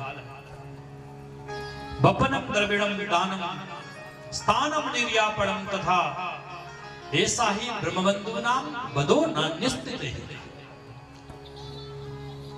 बोले ब्राह्मणों का दैहिक वध नहीं करना चाहिए, उनको अपमान करके धक्का दे करके बाहर कर दो, तो जब जब अपने अपमान का महसूस करेगा तब तक मरेगा, एक बार नहीं 1000 बार मरेगा। जो शरीर से शारीरिक दंड दिया जाए वो तो एक बार दंडित होकर के वो दंड को भोगता है, लेकिन जिसका अपमान किया जाए वो 1000 बार अपमानित होकर के मरता है। इसलिए अर्जुन ब्राह्मणों का अपमान ही उनके लिए वध के समान है, इसलिए तुम इनका अपमान करके बंद करो। जैसे भगवान ने कहा तुरंत एक अश्वत्थामा के सर पे मणि था, मणि को छीन लिया गया, मुंडन किया गया और उसके बाद सारे संपदाओं को छीन करके धक्का मार के वहां से बाहर कर दिया। अब अपमानित हुआ अश्वत्थामा वहां से विचलित होकर के आगे निकल गया। इधर भगवान ने देखा अब महाभारत युद्ध पूरा हो चुका है, पांडवों को विजय मिल चुकी है, अब मुझे द्वारका की ओर प्रस्थान करना चाहिए। तो इतने में अर्जुन ने कहा मैं आपके साथ चलूंगा। भगवान द्वारका जाने के लिए रथ में बैठने ही वाले हैं, इतने में अश्वत्थामा ने महाराज अपमान का जो घुट पी रखा था, उसने सोचा जिस पांडवों ने मेरा यह हाल किया है मैं उन पांडवों का वंश उजाड़ के ही रहूंगा। उत्तरा के गर्भ में जो बालक पल रहा है अभिमन्यु का पुत्र, उसी को टारगेट करके महाराज ब्रह्मास्त्र संधान कर दिया। वो ब्रह्मास्त्र सीधा जाकर के उत्तरा को जलाने लगा। पुत्रा ने देखा अब इस ब्रह्मास्त्र से मुझे कोई और बचा नहीं सकता, अगर कोई बचा सकता है तो द्वारकाधीश कृष्ण बचा सकते हैं, तो कृष्ण की ओर भाग पड़े। पाहि पाहि महायोगिन देव देव हारे हैं, मुझे दुख भी प्यारे हैं, मुझे प्यारे दुख भी मुझे प्यारे, छोड़ू मैं किसे दोनों ही तुम्हारे, मैं किसे दोनों ही तुम्हारे, सुख भी मुझे प्यारे हैं,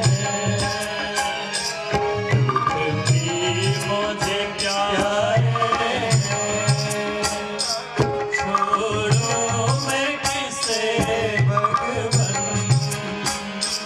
दोनों ही तुम्हारे, दोनों ही तुम्हारे। बहुत सुंदर स्तुति मां तुलसी ने किया है। बोल रहे सुख भी मुझे प्यारे है, दुख भी प्यारे, क्यों बोले क्योंकि वो दोनों तुम्हारे, सुख भी तुम ही देते हो, दुख भी तुम ही देते हो, तो मैं किसको छोड़ूं, किसको ग्रहण करूं, बस आपको जो इच्छा लगे वही मुझे दे दो।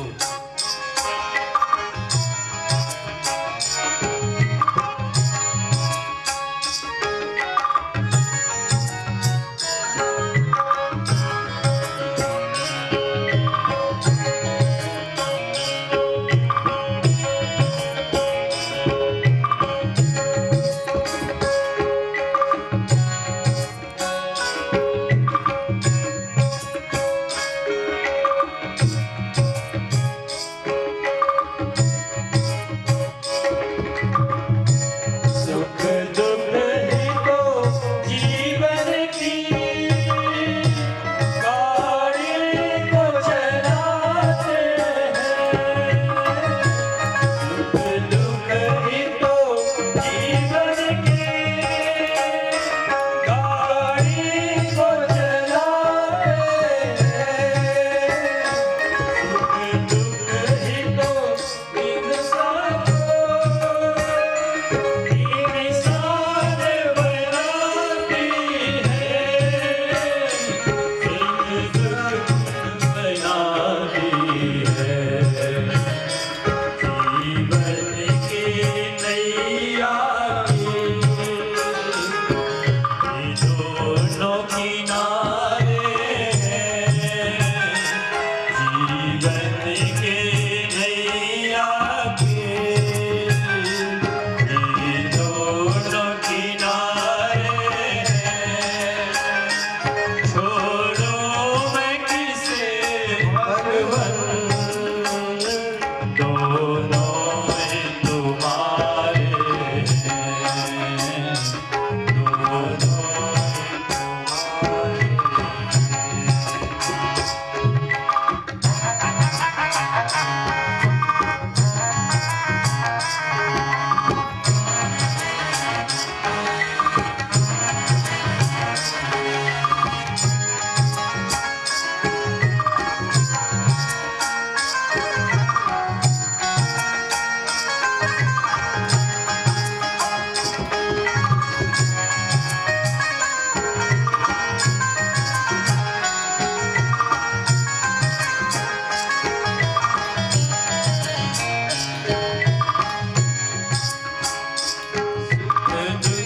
तेरा भजन करो, दुख में फरियाद करो, सुख में तेरा भजन करो, दुख में फरियाद करो, जिस हाल में रखना मुझे, उसी हाल में याद करो, उस हाल में रखना मुझे,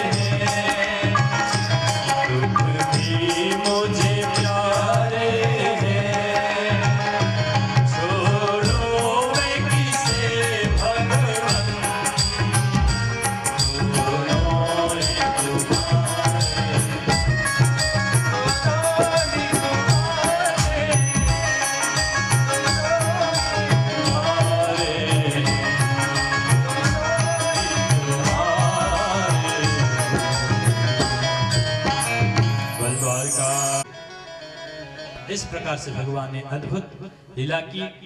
अब इधर कुछ समय के बाद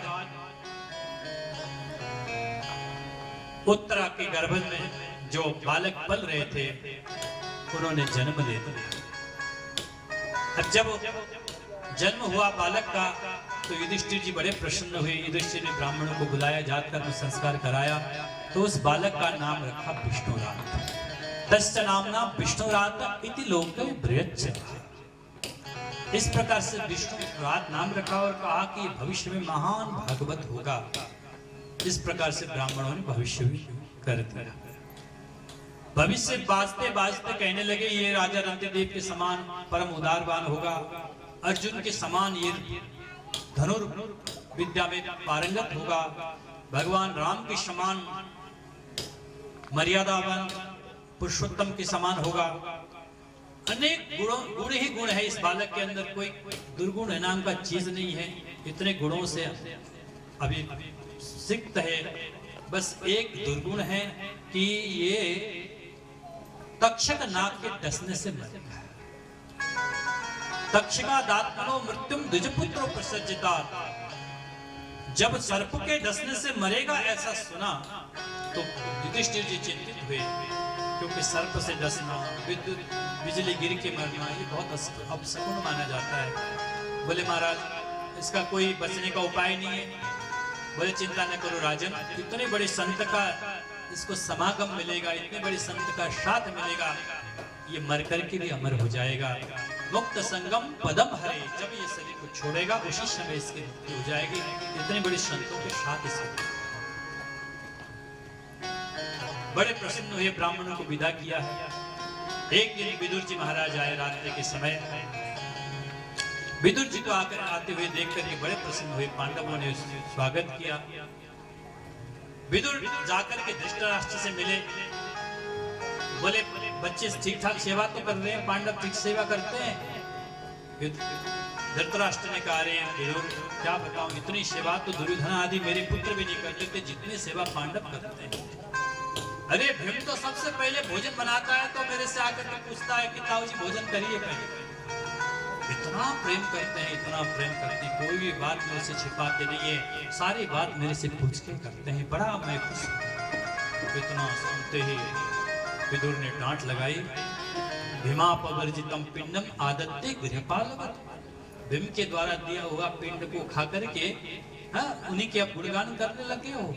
जैसे श्वान कुत्ता जिसके रोटी खाता है उसके पूंछ हिलाता है, उसी तरह से आज पांडवों के पूंछ हिला रहे हो। कल तक जिन पांडवों के नाश करने के लिए, जिन पांडवों को विनाश करने के लिए तुमने कोई कसर नहीं छोड़ी, आज इसे पांडवों के टुकड़ों में पलट करके आज उनके बारे में इस प्रकार की बातें करते हो, शर्म नहीं आती? बड़ी डांट लगाई विदुर ने। बोले क्या करूं, अंधा हूं, कुछ दिखता नहीं है, कोई सहारा नहीं है, कहां जाऊं? बोले चलो मेरे साथ। रात्रि को ही लेकर के चले गए और हरिद्वार ले जाकर के सप्त सरोवर में पर्णकुटी बना दिया। बोले गंगा में स्नान करो, पर्णकुटी में बैठो, तप करो और बाकी जीवन शेष जीवन भगवान के भजन करके व्यतीत करो। इस प्रकार से हरिद्वार ले जाकर के पर्णकुटी में विराजमान करा दिया। वहां से विदुर जी पुनः तीर्थ यात्रा के लिए निकल गए। प्रातः काल हुआ, कोई नहीं दिखा। युधिष्ठिर को बड़ी चिंता हुई।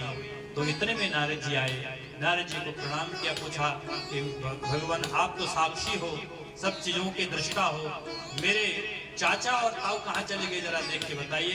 तब नारद जी ने कहा चिंता न करो, तुम्हारे चाचा का साथ ताऊ को मिल चुका है, उनका आत्मकल्याण हो गया, अब अपने आत्मकल्याण की बात सोचो।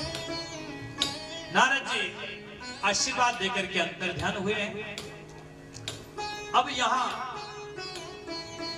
भगवान का इस धराधाम को छोड़ने का समय आ गया।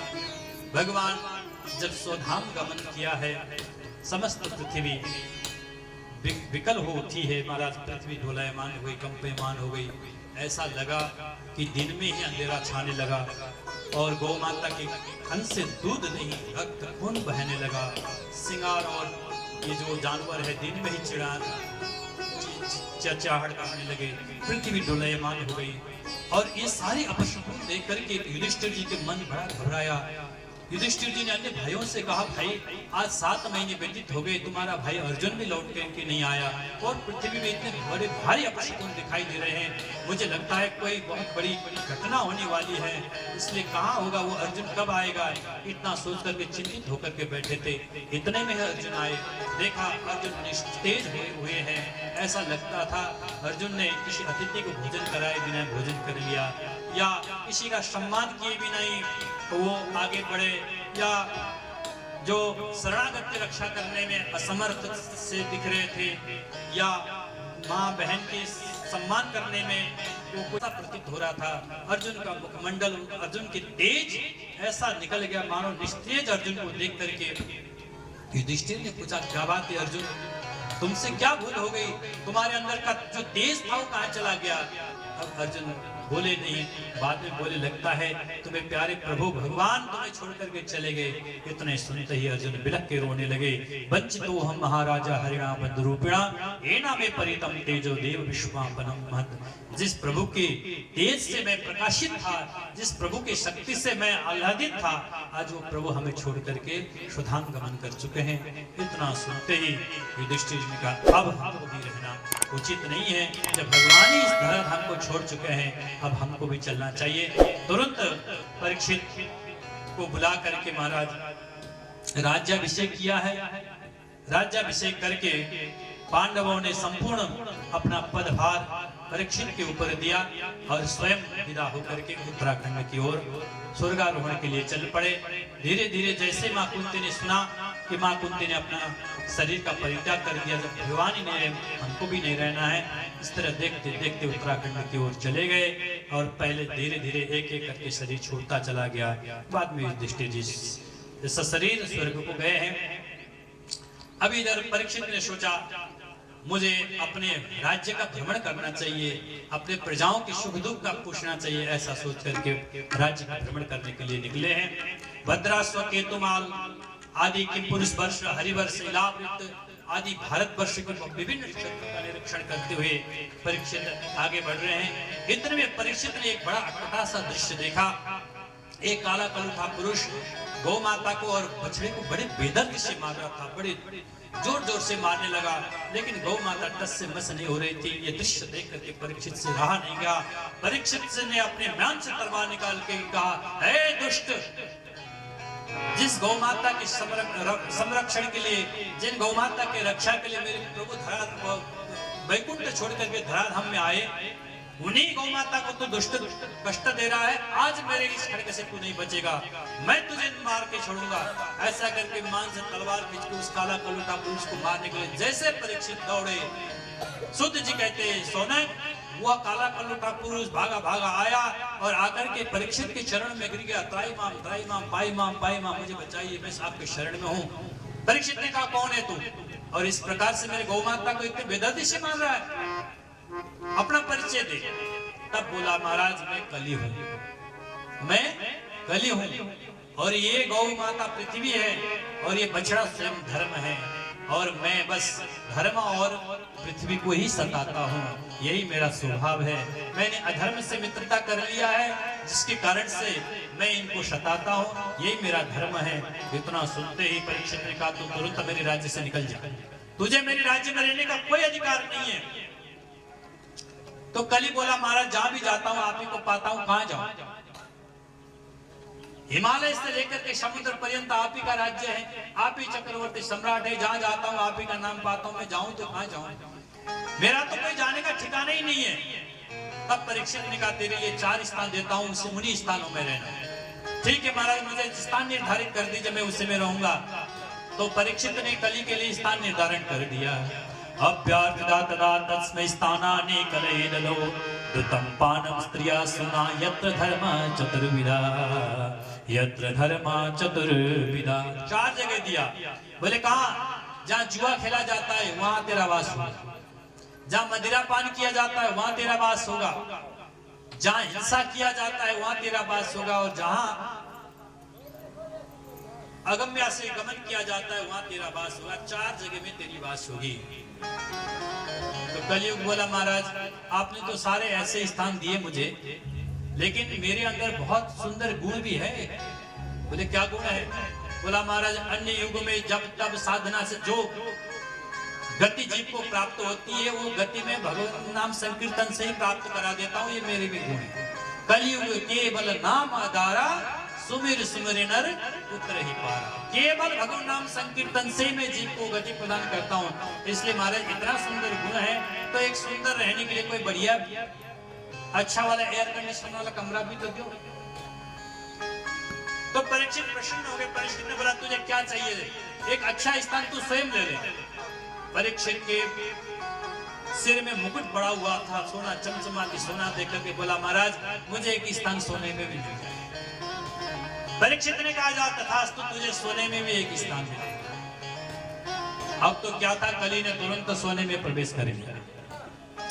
अब वैसे तो कलियुग का वास सोने में है और सोने में भगवान का भी वास, क्योंकि भगवान कहते हैं धातु नाम अस्मि कांचनम, धातुओं में सोना मेरा स्वरूप है, रूप है। अब कलियुग का वास कैसे हो सकता है? तो संतों ने समाधान दिया, बोले जो धर्म पूर्वक जिस धन का कमाई किया जाए उसमें तो भगवान का वास है। जो धन अधर्म पूर्वक कमाया जाए, जबरदस्ती से कमाया जाए, उसमें बोले कलियुग का वास। इस प्रकार से कलियुग को स्थान देकर के राजा परीक्षित लौट के आए। एक दिन शिकार खेलने के लिए राजा परीक्षित उसी मुकुट स्वर्ण मुकुट को पहन करके जंगल में गए। एक मृग का पीछा करते करते मृग तो मिला नहीं, लेकिन राजा परीक्षित भूख प्यास से इतने व्यथित हुए, पानी की तलाश करते हुए आगे बढ़े। अचानक समीक ऋषि के आश्रम में पहुंचे। समीक ऋषि समाधि में बैठे हुए थे। समीक से प्रार्थना किया, महाराज मैं भूखा प्यासा हूं, मुझे पानी दीजिए, पानी दीजिए, पानी दीजिए। लेकिन समीक की सच्चे समाधि में थे, वो जागे नहीं। राजा को ऐसा लगा कि लगता है मेरा खातिरदारी करना पड़ेगा, ऐसा सोच करके झूठ-मूठ समाधि में बैठा हुआ है, क्योंकि कलियुग बैठ चुका था। माथे पे राजा परीक्षित की बुद्धि विभ्रम हो गई, मति भ्रमित हो गई। तो राजा को ऐसा लगा कि इसका अपमान कर देना चाहिए। बगल में मरा हुआ सर्प था, सर्प को उठा करके समीक के गले में डाल करके राजा परीक्षित चले गए। बगल में ही समीक का पुत्र श्रृंगियान ऋषि कुमारों के साथ खेल रहा था। अचानक आश्रम में आकर देखा पिताजी के गले में मरा हुआ सर्प देख करके इतना जोर जोर से रोने लगा। ऋषि कुमारों ने कहा कि ये राजा परीक्षित अभी अभी तेरे पिता के गले में मरा हुआ सर्प डाल करके गए हैं। इतना सुनते समीक ने कमंडल से जल उठाया, जल उठा करके मंत्र अभिषेक किया और श्राप दिया कि यदि लंकित मर्यादा तक्षकः शंतमे हने दंशति स्म कुलंगारम चोदितो में ततद्रुहम्। जिस दुष्ट राजा ने मेरे पिता के गले में मरा हुआ सर्प डालकर के अपमान किया है, उस राजा के आज के 7वें दिन में तक्षक नाग के डसने से मृत्यु हो जाएगी। जल छोड़ दिया, महाराज हाहाकार हो गए। राजा परीक्षित श्रापित हो गए। लेकिन इतने श्राप देने के बाद भी उसका मन शांत नहीं हुआ, फिर भी रोने लगा।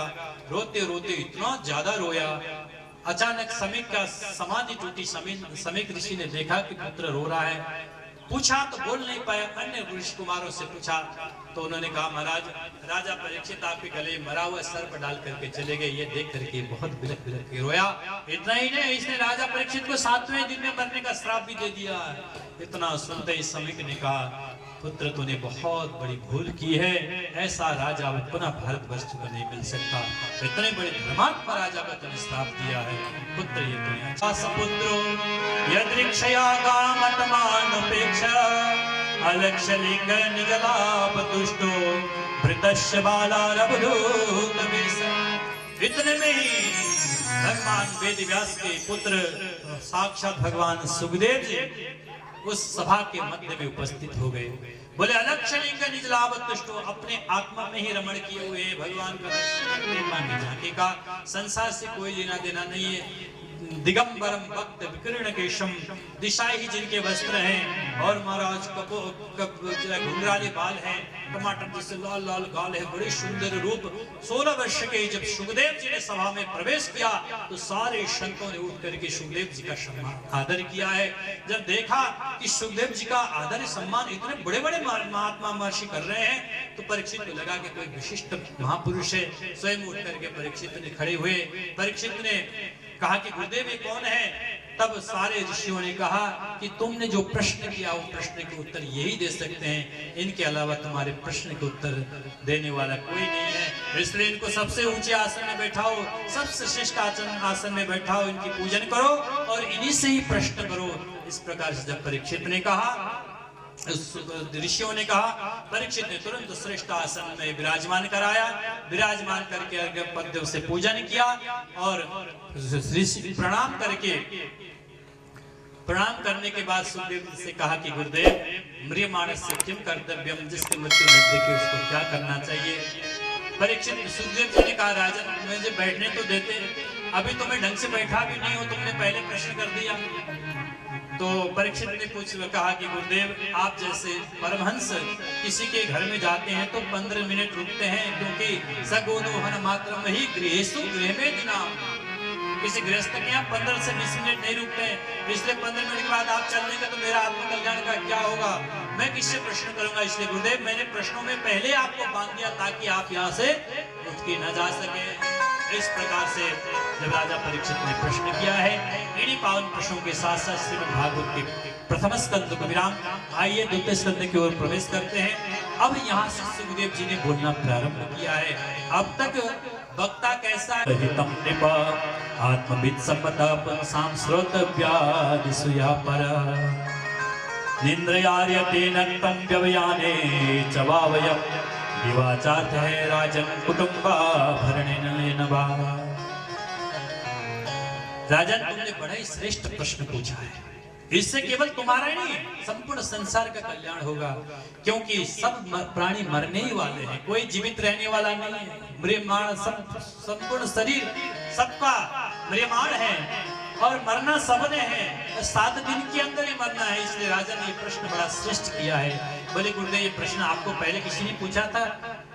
सुखदेव जी बोले राजन किसके पास समय, नून तेल लकड़ी के चक्कर में पूरा दिन निकल जाता है, रात सोने में निकल जाता है, किसी के पास समय कहाँ आत्म कल्याण संबंधी प्रश्न पूछे?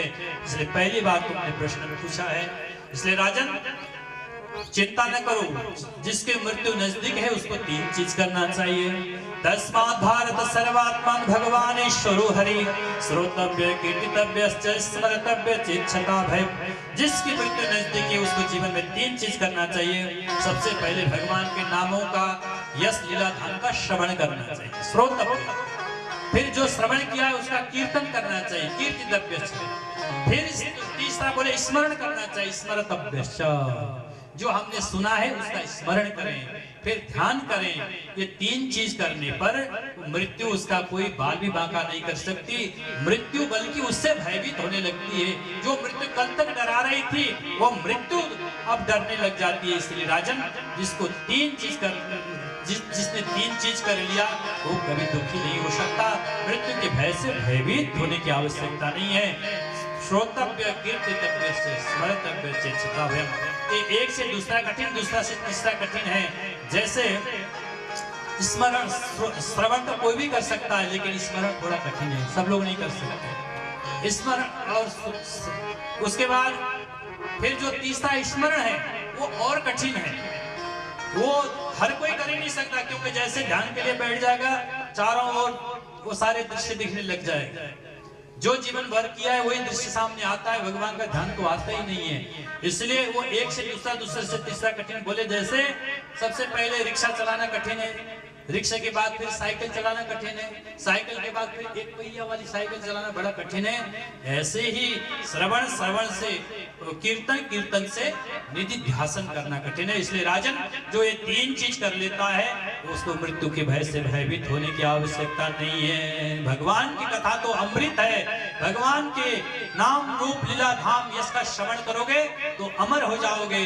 तुम्हें ये जो मृत्यु है भयभीत नहीं कर सकती है।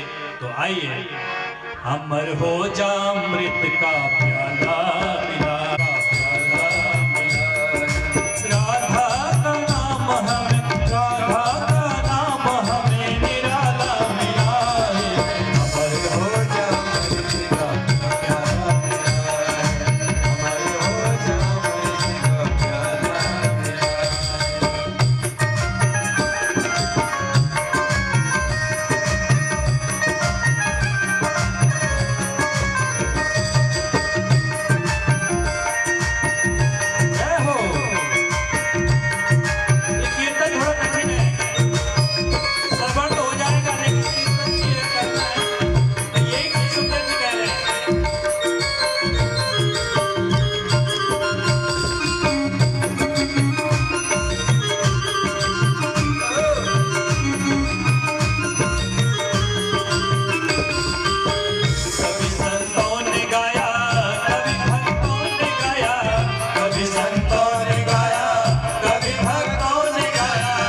मीरा ने श्याम पाया हो गई अमर काया, मीरा ने श्याम पाया हो गई अमर काया।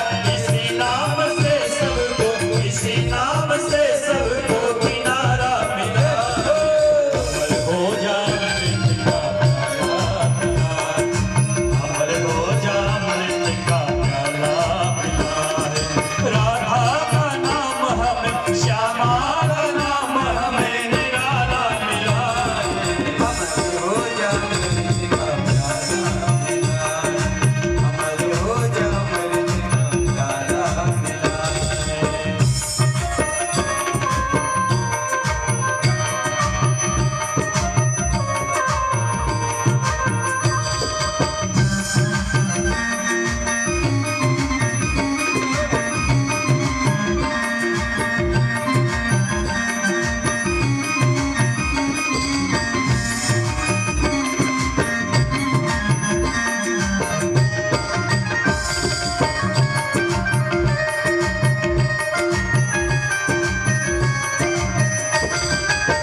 राधे राधे जो भी गाए परमानंद पाए, राधे राधे जो भी गाए परमानंद पाए। सांवर सलोना कना भग भग दौड़ाए, सांवर सलोना कना भग भग दौड़ाए। ऐसा ये पावन, ऐसा ये पावन नाम जो मिला है। अमर हो जा अमृत का प्याला, अमर हो जा अमृत का प्याला मिला है। राधा का नाम हम, श्यामा का नाम हमें निराला मिला है। अमर हो जा अमृत का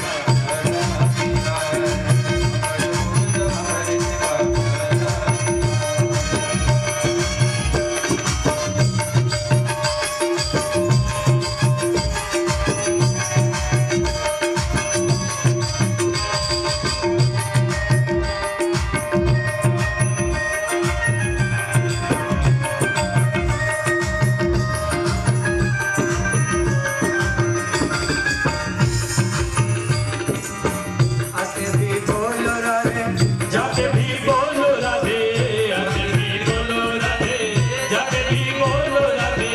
आते भी बोलो राधे, सोते भी बोलो राधे, आते भी बोलो राधे, सोते भी बोलो राधे। इसीलिए जीवन, इसीलिए जीवन ये प्रभु को मिला है। अमर हो जा अमृत का प्याला मिला है। राधा का नाम हमें, श्यामा का नाम हमें निराला मिला है। अमर हो जा अमृत का प्याला, अमर हो जा अमर हो जा अमृत का प्याला मिला है। अमर हो जा अमृत का प्याला मिला है। अमर हो जा अमृत का प्याला मिला है। राधे राधे राधे राधे राधे राधे राधे राधे राधे राधे राधे राधे राधे राधे राधे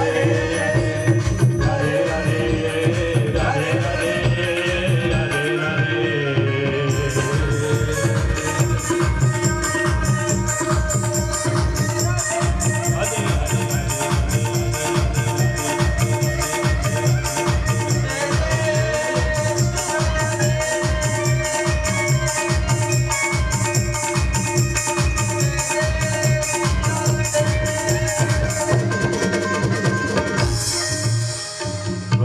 भगवान की। खटवांग का तो 2 मुहूर्त में उद्धार हो गया था, आत्म कल्याण हो गया था। खटवांग को जब पता चला कि तुम्हारे पास 2 ही मुहूर्त है, स्वर्ग में देवताओं का सहायता करने के लिए गए थे,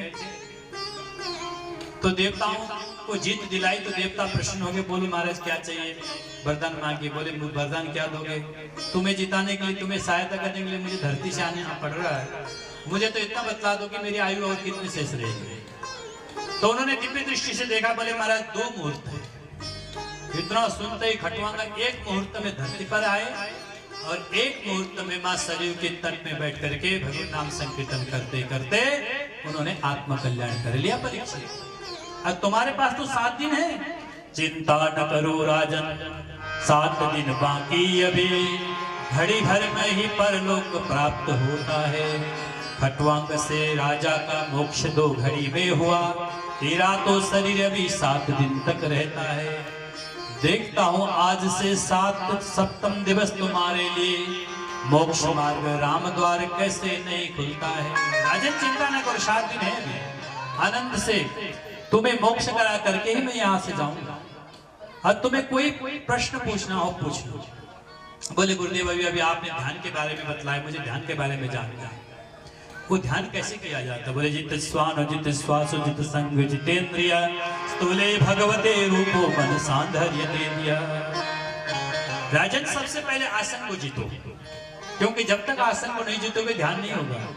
बोले उसके बाद श्वास प्रश्वास को जीतो, प्राणायाम परम बलम, प्राणायाम के द्वारा श्वास प्रश्वास के ऊपर विजय प्राप्त करो।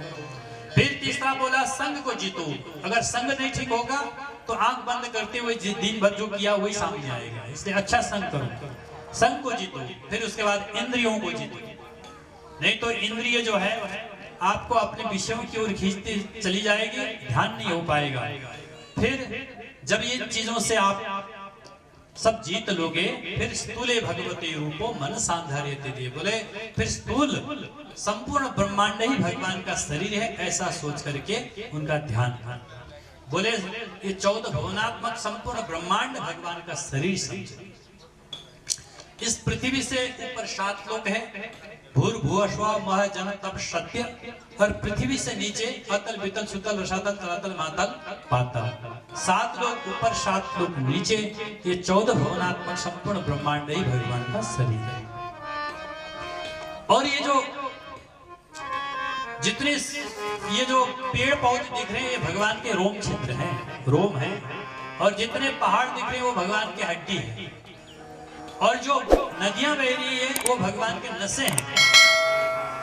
और ये सुंदर सुंदर चित्रकारी देख रहे हैं, विभिन्न सुंदर सुंदर पक्षियां हैं, वो भगवान के व्याकरण बयान से व्याकरण विचित्र, भगवान की चित्रकारी है। इस प्रकार से संपूर्ण ब्रह्मांड में ही भगवान का ही स्वरूप समझ करके भगवान का ध्यान कर लो, तो उसमें तुम्हारा मन धीरे धीरे लगेगा। पहले स्थूल से फिर सूक्ष्म में प्रवेश करो।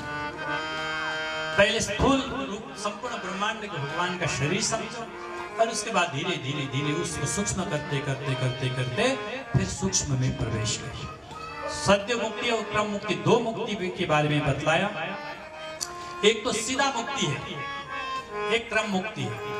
एक क्रम मुक्ति क्या है? यहाँ से जब हम सकाम कर्म करेंगे तो भुव स्व यानी कि स्वर्गलोक से महालोक, जनलोक से तपलोक सत्यलोक, एवं क्रम से प्राप्त वो मुक्ति मिलेगी। एक सत्य मुक्ति, सत्य यानी सीधाई, डायरेक्ट वैकुंठ की रिजर्वेशन। अब 2 मुक्ति है, एक क्रम मुक्ति है और एक सत्य मुक्ति है। 2 मुक्ति के बारे में पढ़ेंगे। बोले गुरुदेव अगर व्यक्ति भगवान के भजन करने के लिए जंगल चला गया, वो खाएगा पिएगा क्या? बोले चिंता न करो, भगवान ने सुंदर सुंदर वृक्ष दिए, उन वृक्षों में बढ़िया बढ़िया फल लगा दिया, वो फल खाओ और भगवान का भजन करो। नदियों में जल है, जल पियो, और रहने के लिए एयर कंडीशन बढ़िया गुफा बना दिया, गुफा में रहो, भगवान का भजन करो, आनंद लो। गुरुदेव इस संसार में सुखी रहने के लिए क्या करना चाहिए? बोले जिसको अन्न की कामना है वो तो माँ अदिति का उपासना करे, माँ अन्नपूर्णा का ध्यान करें। जिसको पृथ्वी जमीन चाहिए उसको इला देने का ध्यान करें। और बोले जिसको प्रतिष्ठा चाहिए, प्रतिष्ठा काम पुरुषो रोदसी लोक मातरो, और आयुष काम अश्विनो, जो आयु ज्यादा चाहता हो, मेरा आयु ज्यादा हो जाए, बोले अश्विनी कुमार का ध्यान करो। जो सुंदर बनना चाहता है वो गंधर्वों का उपासना करे।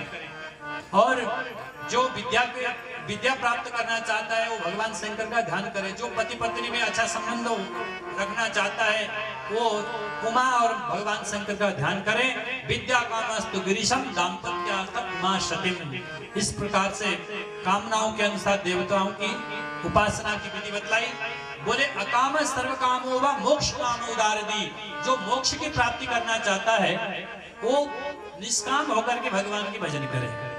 जिसको परमात्मा की प्राप्ति करना हो उसको उसकी में कोई कामना नहीं होनी चाहिए, कोई कंडीशन नहीं होनी चाहिए, निष्काम होकर के भगवान का भजन करेगा।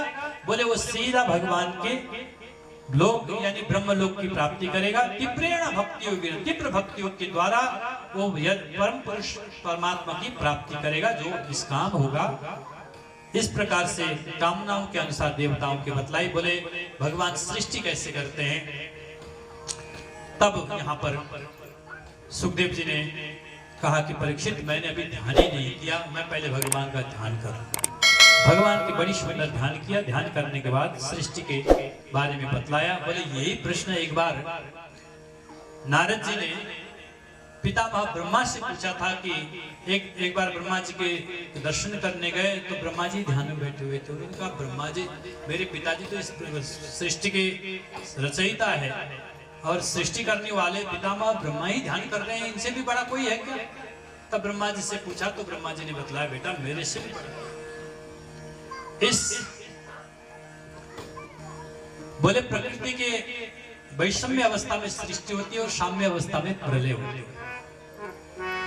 जब केवल जल ही जल होता है तो उस समय भगवान अंडा के रूप में होते हैं, तो उनको ऐसा लगता है मैं अकेला क्या करूंगा, संकल्प करते हैं तो हम बहुत श्याम में एक से अनेक हो जाऊं। तो जल में हलचल होता है, क्षोभ उत्पन्न होता है, उस क्षोभ से महतत्व की उत्पत्ति होती है। महतत्व से त्रिविध अहंकार होते की उत्पत्ति होता है, सत्वगुण, रजगुण और तमोगुण। तमोगुण के द्वारा पंच महाभूत और पंच तन्मात्राओं की उत्पत्ति होती है। पृथ्वी, जल, तेज, वायु, आकाश पंच महाभूत, शब्द, स्पर्श, रूप, रस, गंध पंच तन्मात्राओं की उत्पत्ति होती है। फिर रजोगुण के द्वारा पंच ज्ञानेंद्रिय, पंच कर्मेंद्रियों की उत्पत्ति होती है। सत्वगुण के द्वारा उनके अधिष्ठात्र देवताओं की उत्पत्ति होती है। फिर जल से भगवान जल में अपने नाभि में कमल की उत्पत्ति करते हैं और कमल में फिर ब्रह्मा जी की उत्पत्ति करते हैं। और ब्रह्मा जी ने जब की उत्पत्ति हुई, ब्रह्मा जी ने सोचा मेरी उत्पत्ति तो हुई है, लेकिन मैं कहां से, किसने मुझे उत्पत्ति किया, मैं अपने को तो जानूं। अपने को जानने के लिए ब्रह्मा जी ने उस कमल के नाथ पकड़ करके हजारों वर्ष तक ऊपर नीचे किया, लेकिन ब्रह्मा जी को पता ही नहीं चला कि मेरी उत्पत्ति स्थल कहां है। तो ब्रह्मा जी परेशान हो गए। इतने में एक शब्द सुनाई दिया, तप तप तप। तो ब्रह्मा जी को लगा कि मुझे तप करने के लिए कोई प्रेरित कर रहा है। तो ब्रह्मा जी ने तपस्या प्रारंभ किया। तप करते करते भगवान नारायण प्रसन्न हुए और भगवान ने दर्शन दिया ब्रह्मा जी को। ब्रह्मा जी को दर्शन देने के बाद ब्रह्मा जी को चतुश्लोकी भागवत प्रदान किया। बोले ब्रह्मा जी इस सृष्टि से भी पहले मैं था, इस सृष्टि में भी मैं हूं और इस सृष्टि के बाद भी नहीं हूं। जो दिख रहा है वो भी मैं हूं, जो नहीं दिख रहा वो भी मैं हूं। और बोले जो माया है, अघटित घटना पटी ऐसी माया है, जो घटना हमने कभी संकल्प भी नहीं किया होता है, हमने कभी सोचा भी नहीं होता, वो घटना घड़ी जाती है।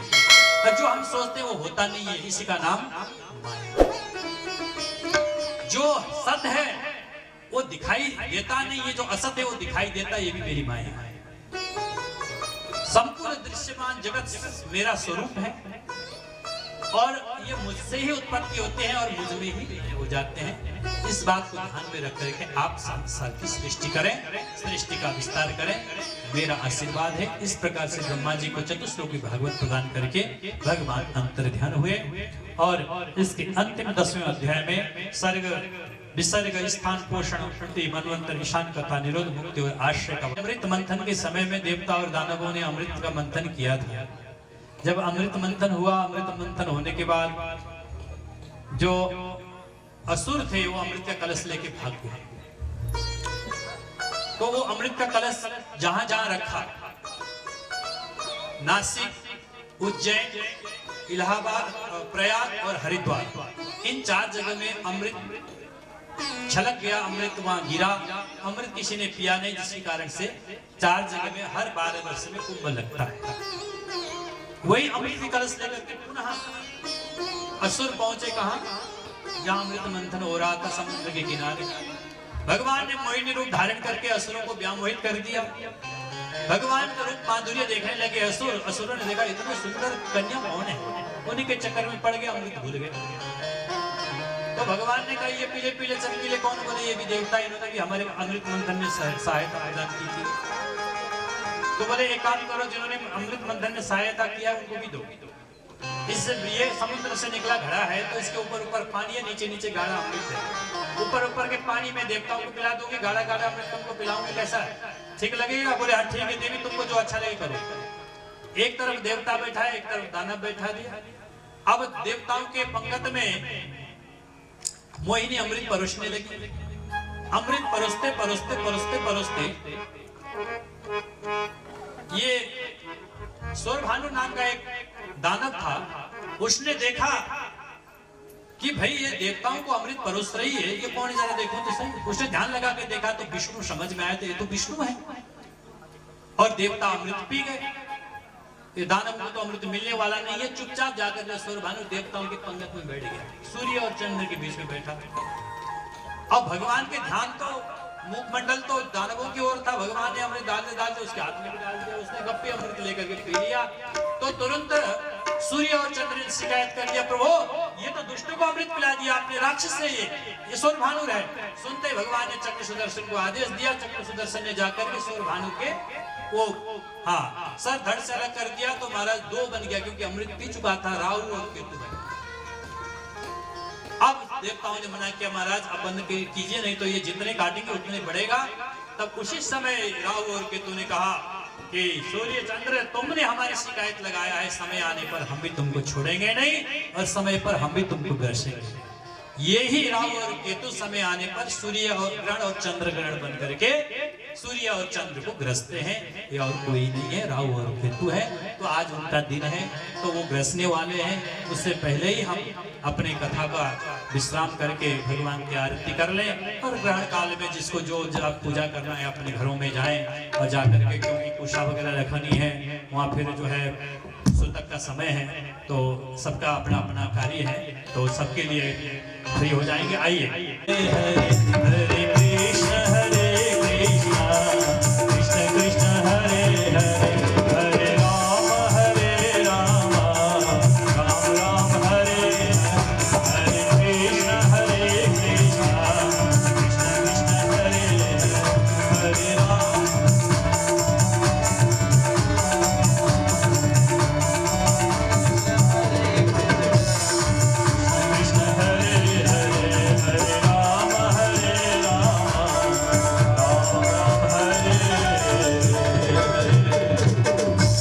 भगवान की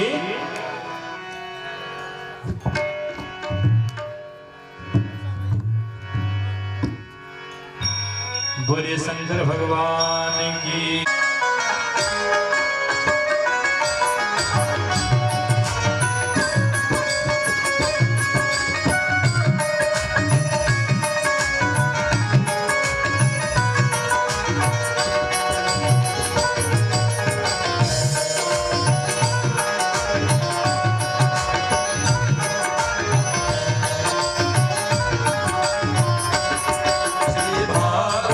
भगवान की है यार।